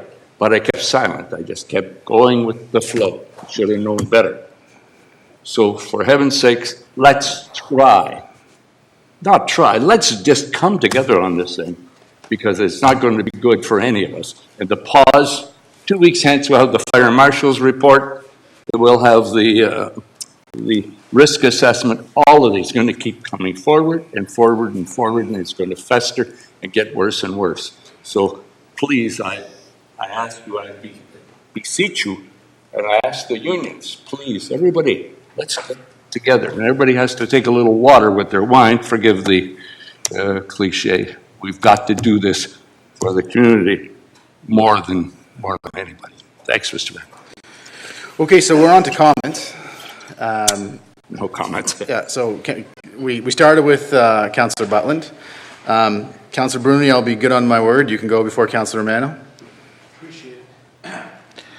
But I do have one question to the CAO. If the fire marshal, as Councillor Butland has stated, possibly in 2 weeks, we're going to have their report, we will still be on a freeze until the comprehensive risk assessment is completed, correct? Through you, Mr. Mayor, to Councillor Bruni, unless there's something really untoward that comes out of the fire marshal's report, yes, that's what we'll be doing. To be clear, the fire marshal's report's to us. It's to council, so it'll come to council. And if there's something in the report that council believes requires some immediate attention, then we would have to pay immediate attention to it. Okay. And I will be very brief, because I was a strong advocate for the comprehensive risk assessment, but I'm looking at the terms of reference that's been provided in our package. If I look at the terms of reference, I would say, why didn't we do this before any of the alignment started? Why is the risk assessment, comprehensive risk assessment done, well, now it's, as Councillor Shoemaker has brought it forward, 4 months later? Instead, we're not getting the full period of information, but I think that was answered, Councillor Bruni. Was it? Yeah, I think that was answered, yeah. Yeah? Well, can I have it answered again? Please. Through you, Mr. Mayor, to Councillor Bruni. Again, there was no data to do a comprehensive risk assessment on in advance of going forward. The comprehensive risk assessment is the culmination of converting over to the new realignment model and providing those modules and having them in collection grow to be able to come up with the full comprehensive risk assessment. Well, I beg to differ on that, because before you do a realignment, I believe a study should have occurred before, and the recommendations brought forward. And that's all. I'm not going to debate this on here, because I know we've spoken many hours on this, but I'm very, very happy that we are going to be going through the comprehensive risk assessment. Fire services is happy. I'm sure the fire chief is happy, and council is happy. And I think the sooner than later is better to receive this report, and let's move forward, because it's been ongoing. Thanks. Those are your comments, Councillor Bruni. That's it. Councillor, we'll go Councillor Christian next. Thank you, Mr. Mayor. Yeah, I've made comments about this from the beginning. My hope was that there would have been, we could have all sat around the table, even though it's union and management, we could have hashed out something from the very beginning, and everybody looking at the right thing, and that's to do what was best for the city of Sault Ste. Marie and not self-interests. From the beginning, I took the position, based on the information I was provided, that what I was doing was in the best interest of the city.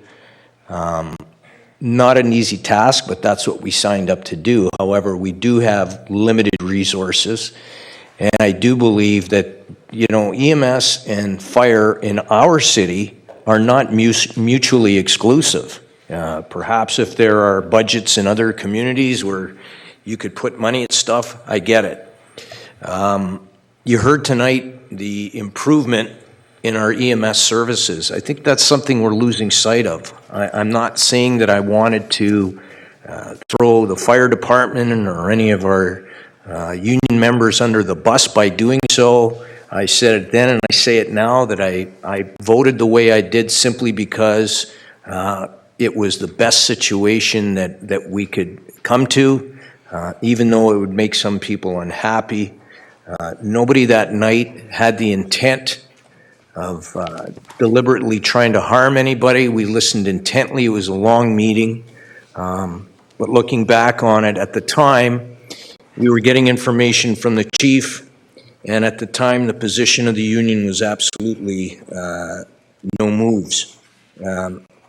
And again, we were staring down all of these EMS calls that were going unanswered. It was a tough call. I accept the fact that I made the decision that I made, and I'll stick with it. But in retrospect, I don't think that anything that's happened since then has been in the best interest of the city. And I think, as Councillor Butland pointed out, there's lots of blame to go around. Council was somewhat complacent in terms of accepting everything the chief was giving us. He holds that position. And as a governing board, that's our responsibility. So that's fine. However, one of the major roles of management is to effectively implement plans and communicate. The job of realigning the department isn't simply a matter of making chess moves. It's about implementing a strategy and making it as smooth as possible. Now, I realize that, you know, the union has every right to take the stand that they did, and they played their hand very aggressively. That's their choice. However, management has the responsibility of doing everything that they can to make it as smooth as possible. And we heard early on that, you know, we've tried to reach out. However, it seems to me that although we may have tried to reach out, it's like we did it in an approach that was, well, we'll stroke that off our list of things to do. We reached out because everything else that was done in the interim appears to have been done in a way that did nothing but stoke the flame. You know, this whole hiring process, the communication, the way that went down, the issue of the chief commuting from out of town, using corporate vehicles, those are all things that, whether, you know, we could say, well, I thought, you know, that those are sensitive issues, especially in this community. And that all weighs into the way people react to this stuff. There is very, very little confidence, based on what I know in the community, for the relationship between the fire chief and the fire department. And sadly, a lot of this stuff is being stoked by rumor. I think as council, we haven't done a great job of managing it, and I certainly don't think that management has done a good job of handling this. Quite frankly, I think some of the conversation that we've had tonight is best served behind closed doors in caucus, because now we're touching on human resource issues, personnel issues, and performance issues. I never thought I'd say that, but that's how I feel, and I have to say it. We are a governing body, and I really don't want to get into the weeds, but in the absence of good management, we're forced to do that. I'm very, very frustrated, and I'm going to make one final plea that the union and management get together and work something out. It's not I agree with Councillor Romano. We have to set the service levels, but that's done in a normal world where two sides work together to come up with a common understanding of what we need to do. Not two groups that are fighting in the sandbox. That's not our role. I'll be happy to make a service level decision if I know that the union has sat down with management and been honest with them and compromised. And that management has made an honest effort to reach out to the union and compromise. Negotiation is never about one side winning and the other side losing. It's about both sides coming to an agreement. We haven't seen it, and we need to get there.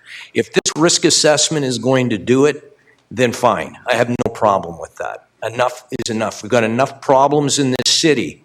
There are people that are unemployed. We're struggling economically. We don't need more negative press. We need to move forward as a community, and we as leaders have to push that forward. Thank you. Okay, I have Councillor Shoemaker. Thank you, Mr. Mayor. There's lots of reasons in the report why the comprehensive risk assessment should be supported. And I'm going to support a comprehensive risk assessment, but not for any of the reasons set out in the report. What's been described tonight in response to my questions is what I would call a total administrative disaster. I still believe, personally, that realigning fire services to provide better EMS for the community and to adjust the staffing levels to reflect the modern call numbers was the right move. But as Councillor Christian said, every step taken since then has been mishandled. 4 months ago, just 4 months ago, we had administration telling us that we can't do a risk assessment right now. 4 months later, here we are. Let's do a risk assessment. We also didn't get a good explanation tonight, in my opinion, about why these recommendations on salary were not followed, why they were overruled. We didn't get, in my opinion, a good explanation on why staff or council was misled on whether or not a public education officer had been fired. Simply put, I think getting a risk assessment is the only way for this council to have any faith in the go-forward steps and the realignment plan. And without it, I think that all credibility has been lost, and that's why I'm supporting a risk assessment. Thank you, Councillor. Councillor Romano.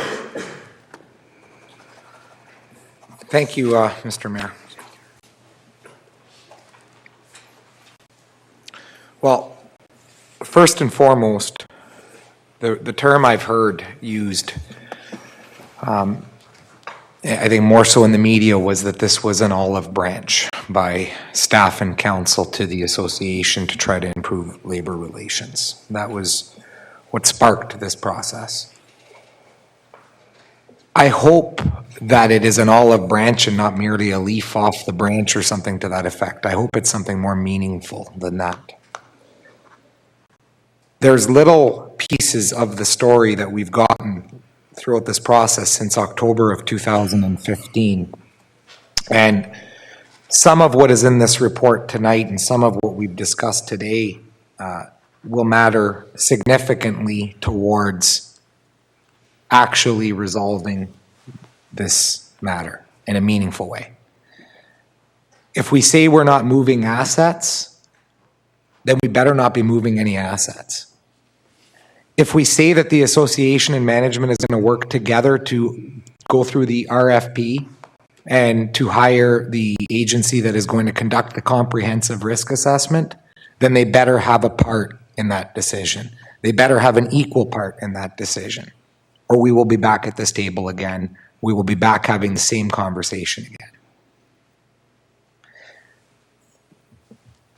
I mentioned, and I know I saw a number of councillors make the face that Councillor Butland just made at me of what is he talking about right now with respect to fire ops. When the Ministry of Labor issued an order in November of 2016 that there were certain practices of ours that were unsafe, I looked at that and I said, something seems off. Something doesn't seem right. I visited at the fire hall. I did a little tour. I did what I would refer to as a very basic fire ops. I took a few footsteps in our local firefighters' shoes. I urge staff to consider having a program whereby we can all do that. Because it wasn't until I sat down, until I put on that outfit and I carried a hose and I was asked, walk into the building with that hose. And I realized by myself it was impossible. I couldn't do it without another person. And suddenly the whole concept of 4 versus 3-man crews suddenly made sense to me. It didn't make sense to me in October of 2015, and I trust it doesn't make sense to a lot of us until you actually walk a few footsteps in their shoes.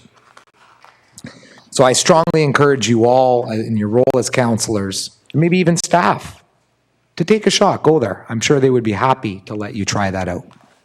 And maybe you'll understand a bit more of what it is those gentlemen were pitching for from October of 15. But I digress. If we're going to be doing this in a meaningful way, if we want to fix the mess that we find ourselves in today, as I indicated earlier in my questioning, and Councillor Christian, I'm glad you raised the issue, it is our job to set the level of service. Now, certainly we do it with recommendations from our staff, but our staff has heard us loud and clear. We know that 17, from the perspective of council and the administration, the association knows that number wasn't working. We know we dropped to 13, and we know that from the association's perspective, that number didn't work.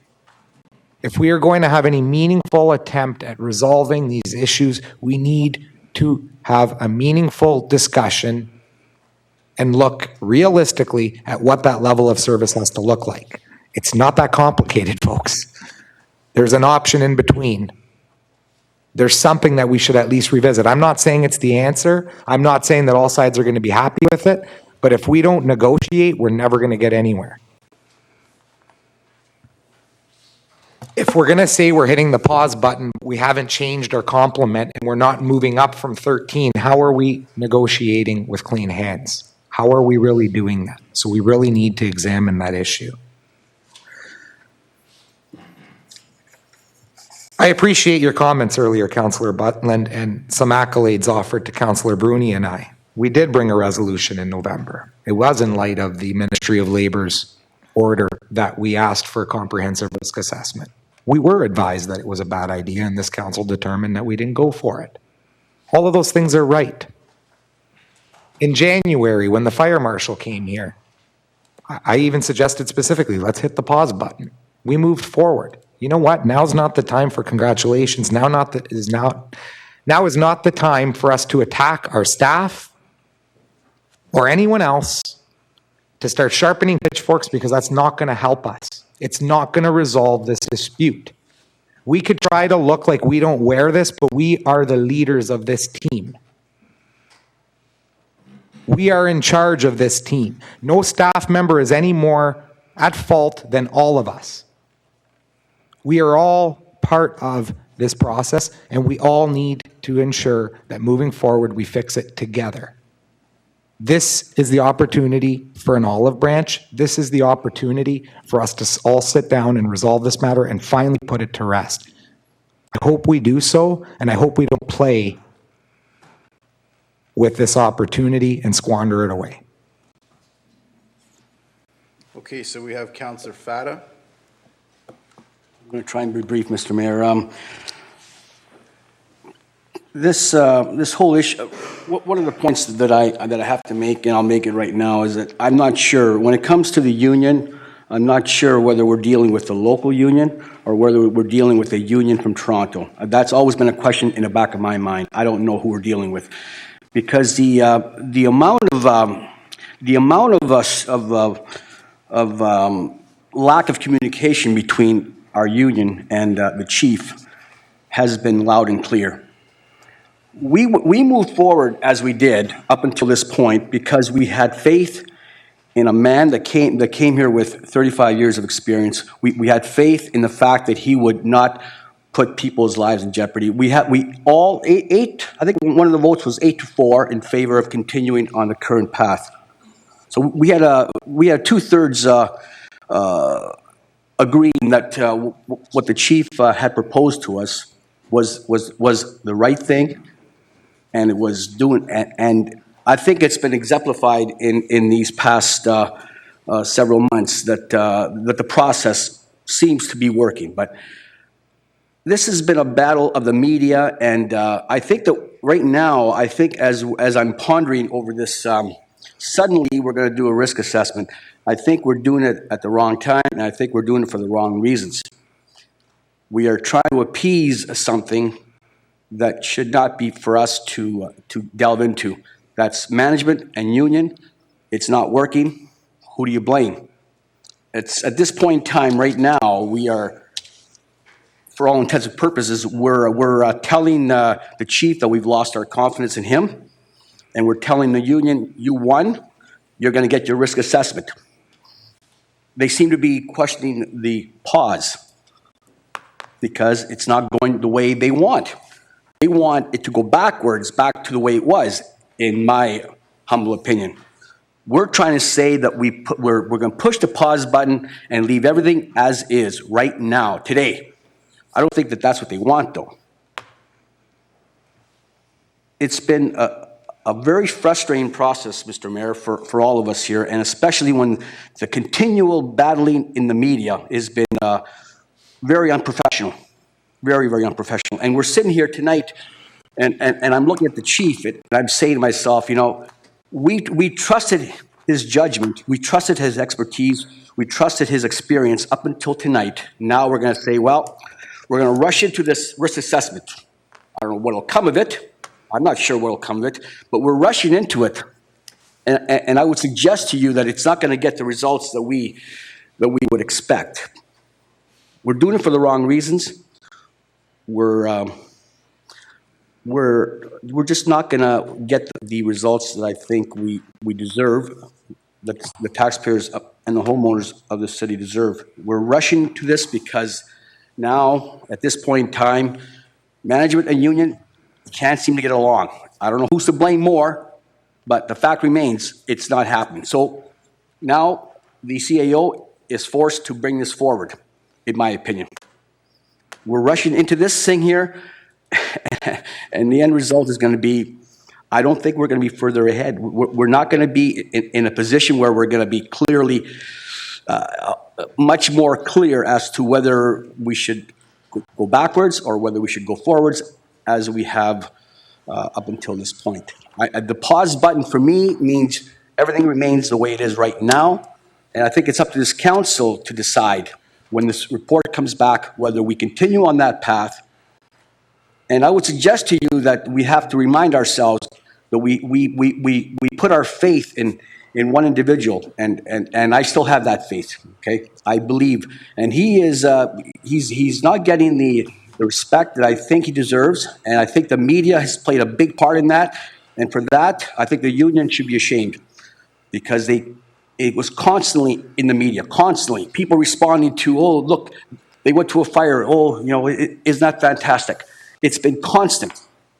So we're doing this for the wrong reasons, in my opinion. We're rushing into it. We expect to say, well, we're doing it. It's done, okay? Now, and then what comes of it, I don't know. But I don't know whether it'll be done, whether the results will be that we're going to make a rational decision or we're going to make another, perhaps slightly more emotional decision. And I would suggest right now that this is more of an emotional decision rather than a rational one. Thank you. Thank you. Councillor Hollingsworth? Actually, I don't really have anything else to add. I think everyone has touched on it. Basically, people have touched on the professionalism of why we hired the chief, why we hired the CAO. It's just like when we hire a lawyer, a dentist, a doctor. You hire them because they're based on their professional education, their experience. And yes, there may have been some, unfortunately, butting heads between two groups. But we also have to remember that There has been some new enhancements, such as firefighters education. We've also have seen improvements in basically, I believe, implemented the 24-hour shift, better equipment. I also believe better air tanks. I believe that some of the equipment, such as trucks. And basically, I understand that some of these improvements were implemented based on people's past experience of knowing how we're going to make our firefighters and our services better. And going back to the main point of educating the community, I just want to also say thank you to those firefighters that approached me to educate me on understanding the differences between the two groups. I want to especially thank those that graduated from the College of Firefighters. And I understand they also believe in training and preventative education to the community. But the bottom line is that, yes, there has been some headbutting, but there's also been some improvements. So let's see what the assessment comes out to say. But again, just to leave you with this point, we hire professionals into these jobs because they have a specialty. Thank you. Thank you. Councillor Turco, you're the only one who hasn't spoken yet besides me. Do you have any comments to make? Really? I'm the only one? Just me and you that were... Oh, sorry, but were you... I hadn't noticed, Mr. Mayor. Actually, no, I just, I've been listening for an hour and a half here, and I've been staring at the resolution that's in front of me here, and I haven't looked at anything else because that's what we're here tonight, to really vote on this resolution, as you alluded to earlier, Mr. Mayor. So that's the only comment I have. So, Council, I'm going to sum this up real short. There's a lot of variance of opinion. From my perspective, 16, 17 months ago now, we're getting on a year and a half, the chief came to us with a plan that, when I did my own research, determined that there was some basis for it. We as a community have to focus on more than just suppression. We have to focus on education and enforcement. We also had some stats that are disputed, and this will get to my later point, that our EMS calls were dramatically on the rise and our fire calls were on the decline. We know we have an aged community. We know we hadn't added to our ability to respond to those EMS calls in a while, so we made a decision, and it was a decision based on the advice and information we received. We saw tonight that there are some positive consequences of that decision, and our community is now getting a better service on the EMS side. But this matter has dragged on for far too long as far as the relationship between administration and the union goes. And from my perspective, it really started to have an effect on council. I listen to all of you. I meet with you frequently. We often communicate about how you're feeling about things, and there was one definitive thing I was getting back from a number of you, which is we need to bring this to an end. And I got that message loud and clear. And frankly, based on where we're at, it seemed to me that it has to come to an end soon. We are down to 76 firefighters. Now, the realignment plan had attrition of up to 20. I never said we'd go to 20, it said we'd go up to 20. But we're 12 down, so we're only 8 away from that bottom mark. And it seems to me that we should make an assessment sooner rather than later of how far down we want to go.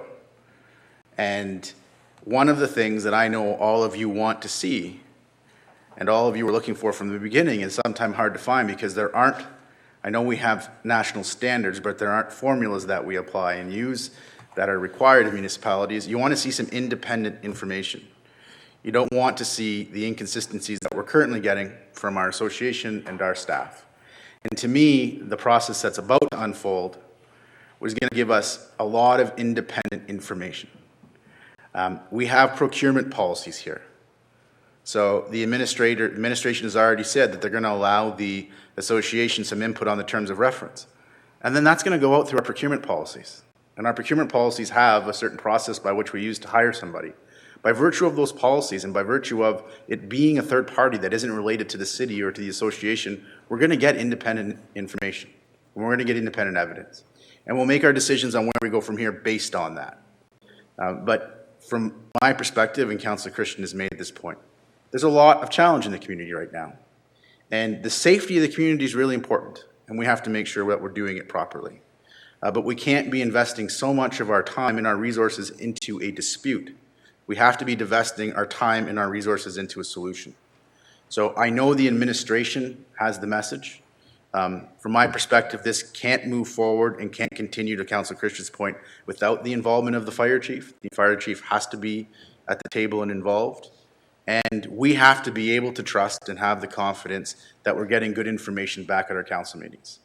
And I'm satisfied that when we get the OFM report and we get the independent third-party report, that we'll be able to make some decisions that will lay this thing to rest, and we'll be able to move forward, hopefully, in a positive way in the best interest of our community. So for those reasons, I support staff's initiative. I encouraged it and urged it, and I'd like to call a vote on it now. All in favor? Carried. Mr. Mayor, members of council, we now move to item 7.2.1, McMeekin Arena carbon monoxide incident. The report of the Deputy CEO, Community Development and Enterprise Services is attached for the consideration of council, and a motion by Councillors Turco and Shoemaker. Resolved that the report of the Deputy CEO, Community Development and Enterprise Services regarding McMeekin Arena carbon monoxide incident be received, and that council approve the use of the facility maintenance reserve for up to $110,000 to fund the remediation. Councillor Nero, I'm going to start with you. Do you have any questions? Let me catch up. Yeah, the first question, how soon can we get something back on getting this study done for ice requirements for the city? I guess that's where I was going with it. I didn't pull the report up yet, but that's what I was thinking on this. The utilization survey. Yeah, because I think we need to get this moving really quickly. I understand that, you know, the recommendations of the work done some $110,000, that there's going to be some time from now until we actually, if council makes a decision to get a new arena moving, and, you know, shovel ready, or making some, who knows, maybe a study comes back and says maybe we should do some huge improvements to the arena we already have. We don't need a new facility. I don't know what that's going to say, but the first step, there's no doubt in my mind that we have to replace one ice surface. Just not sure if this city still needs two.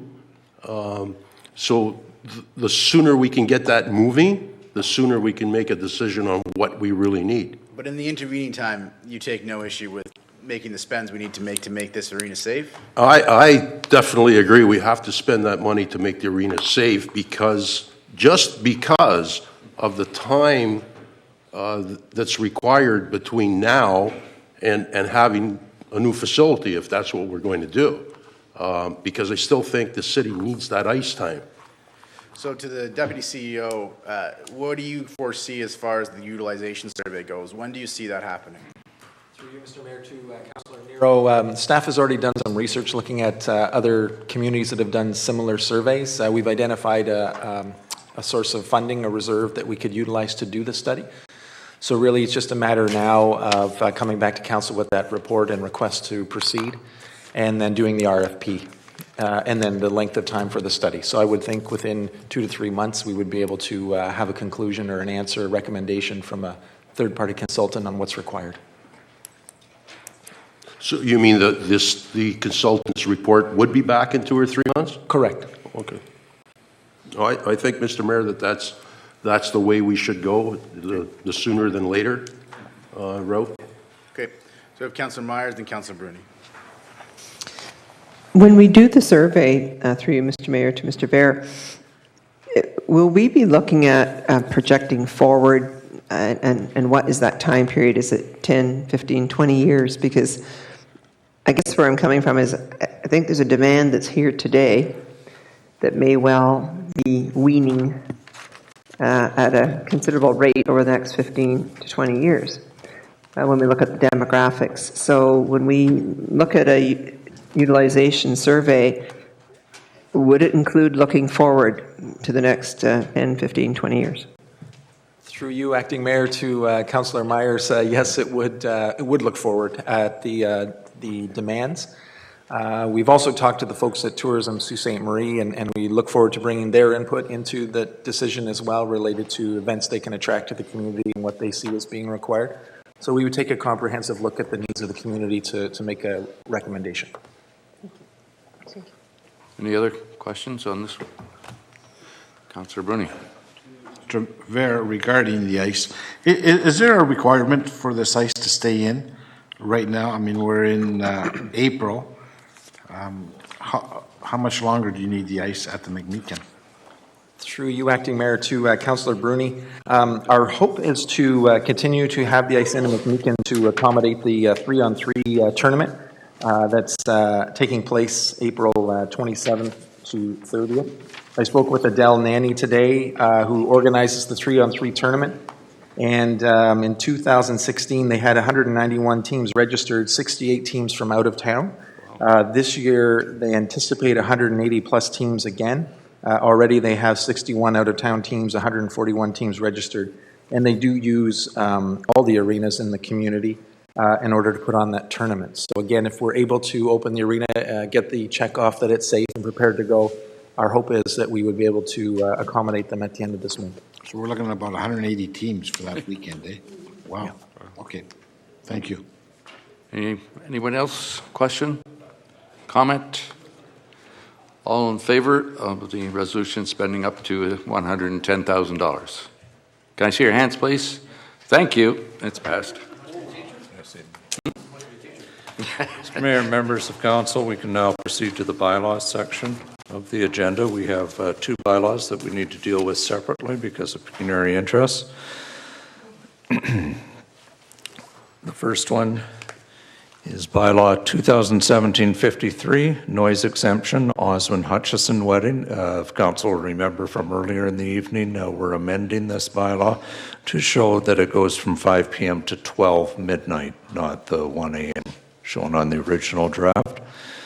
I motion by Councillors Turco and Councillor Romano. I'll use you again instead of Councillor Shoemaker.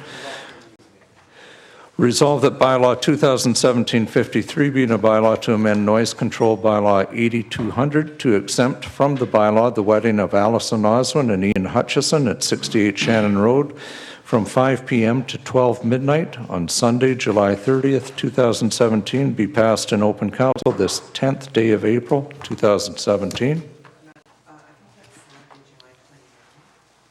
Sunday, July 30, when it went into 1 a.m. Correct. Oh, Saturday, July 29. On Saturday, July 29th, 2017. Thank you for the observation.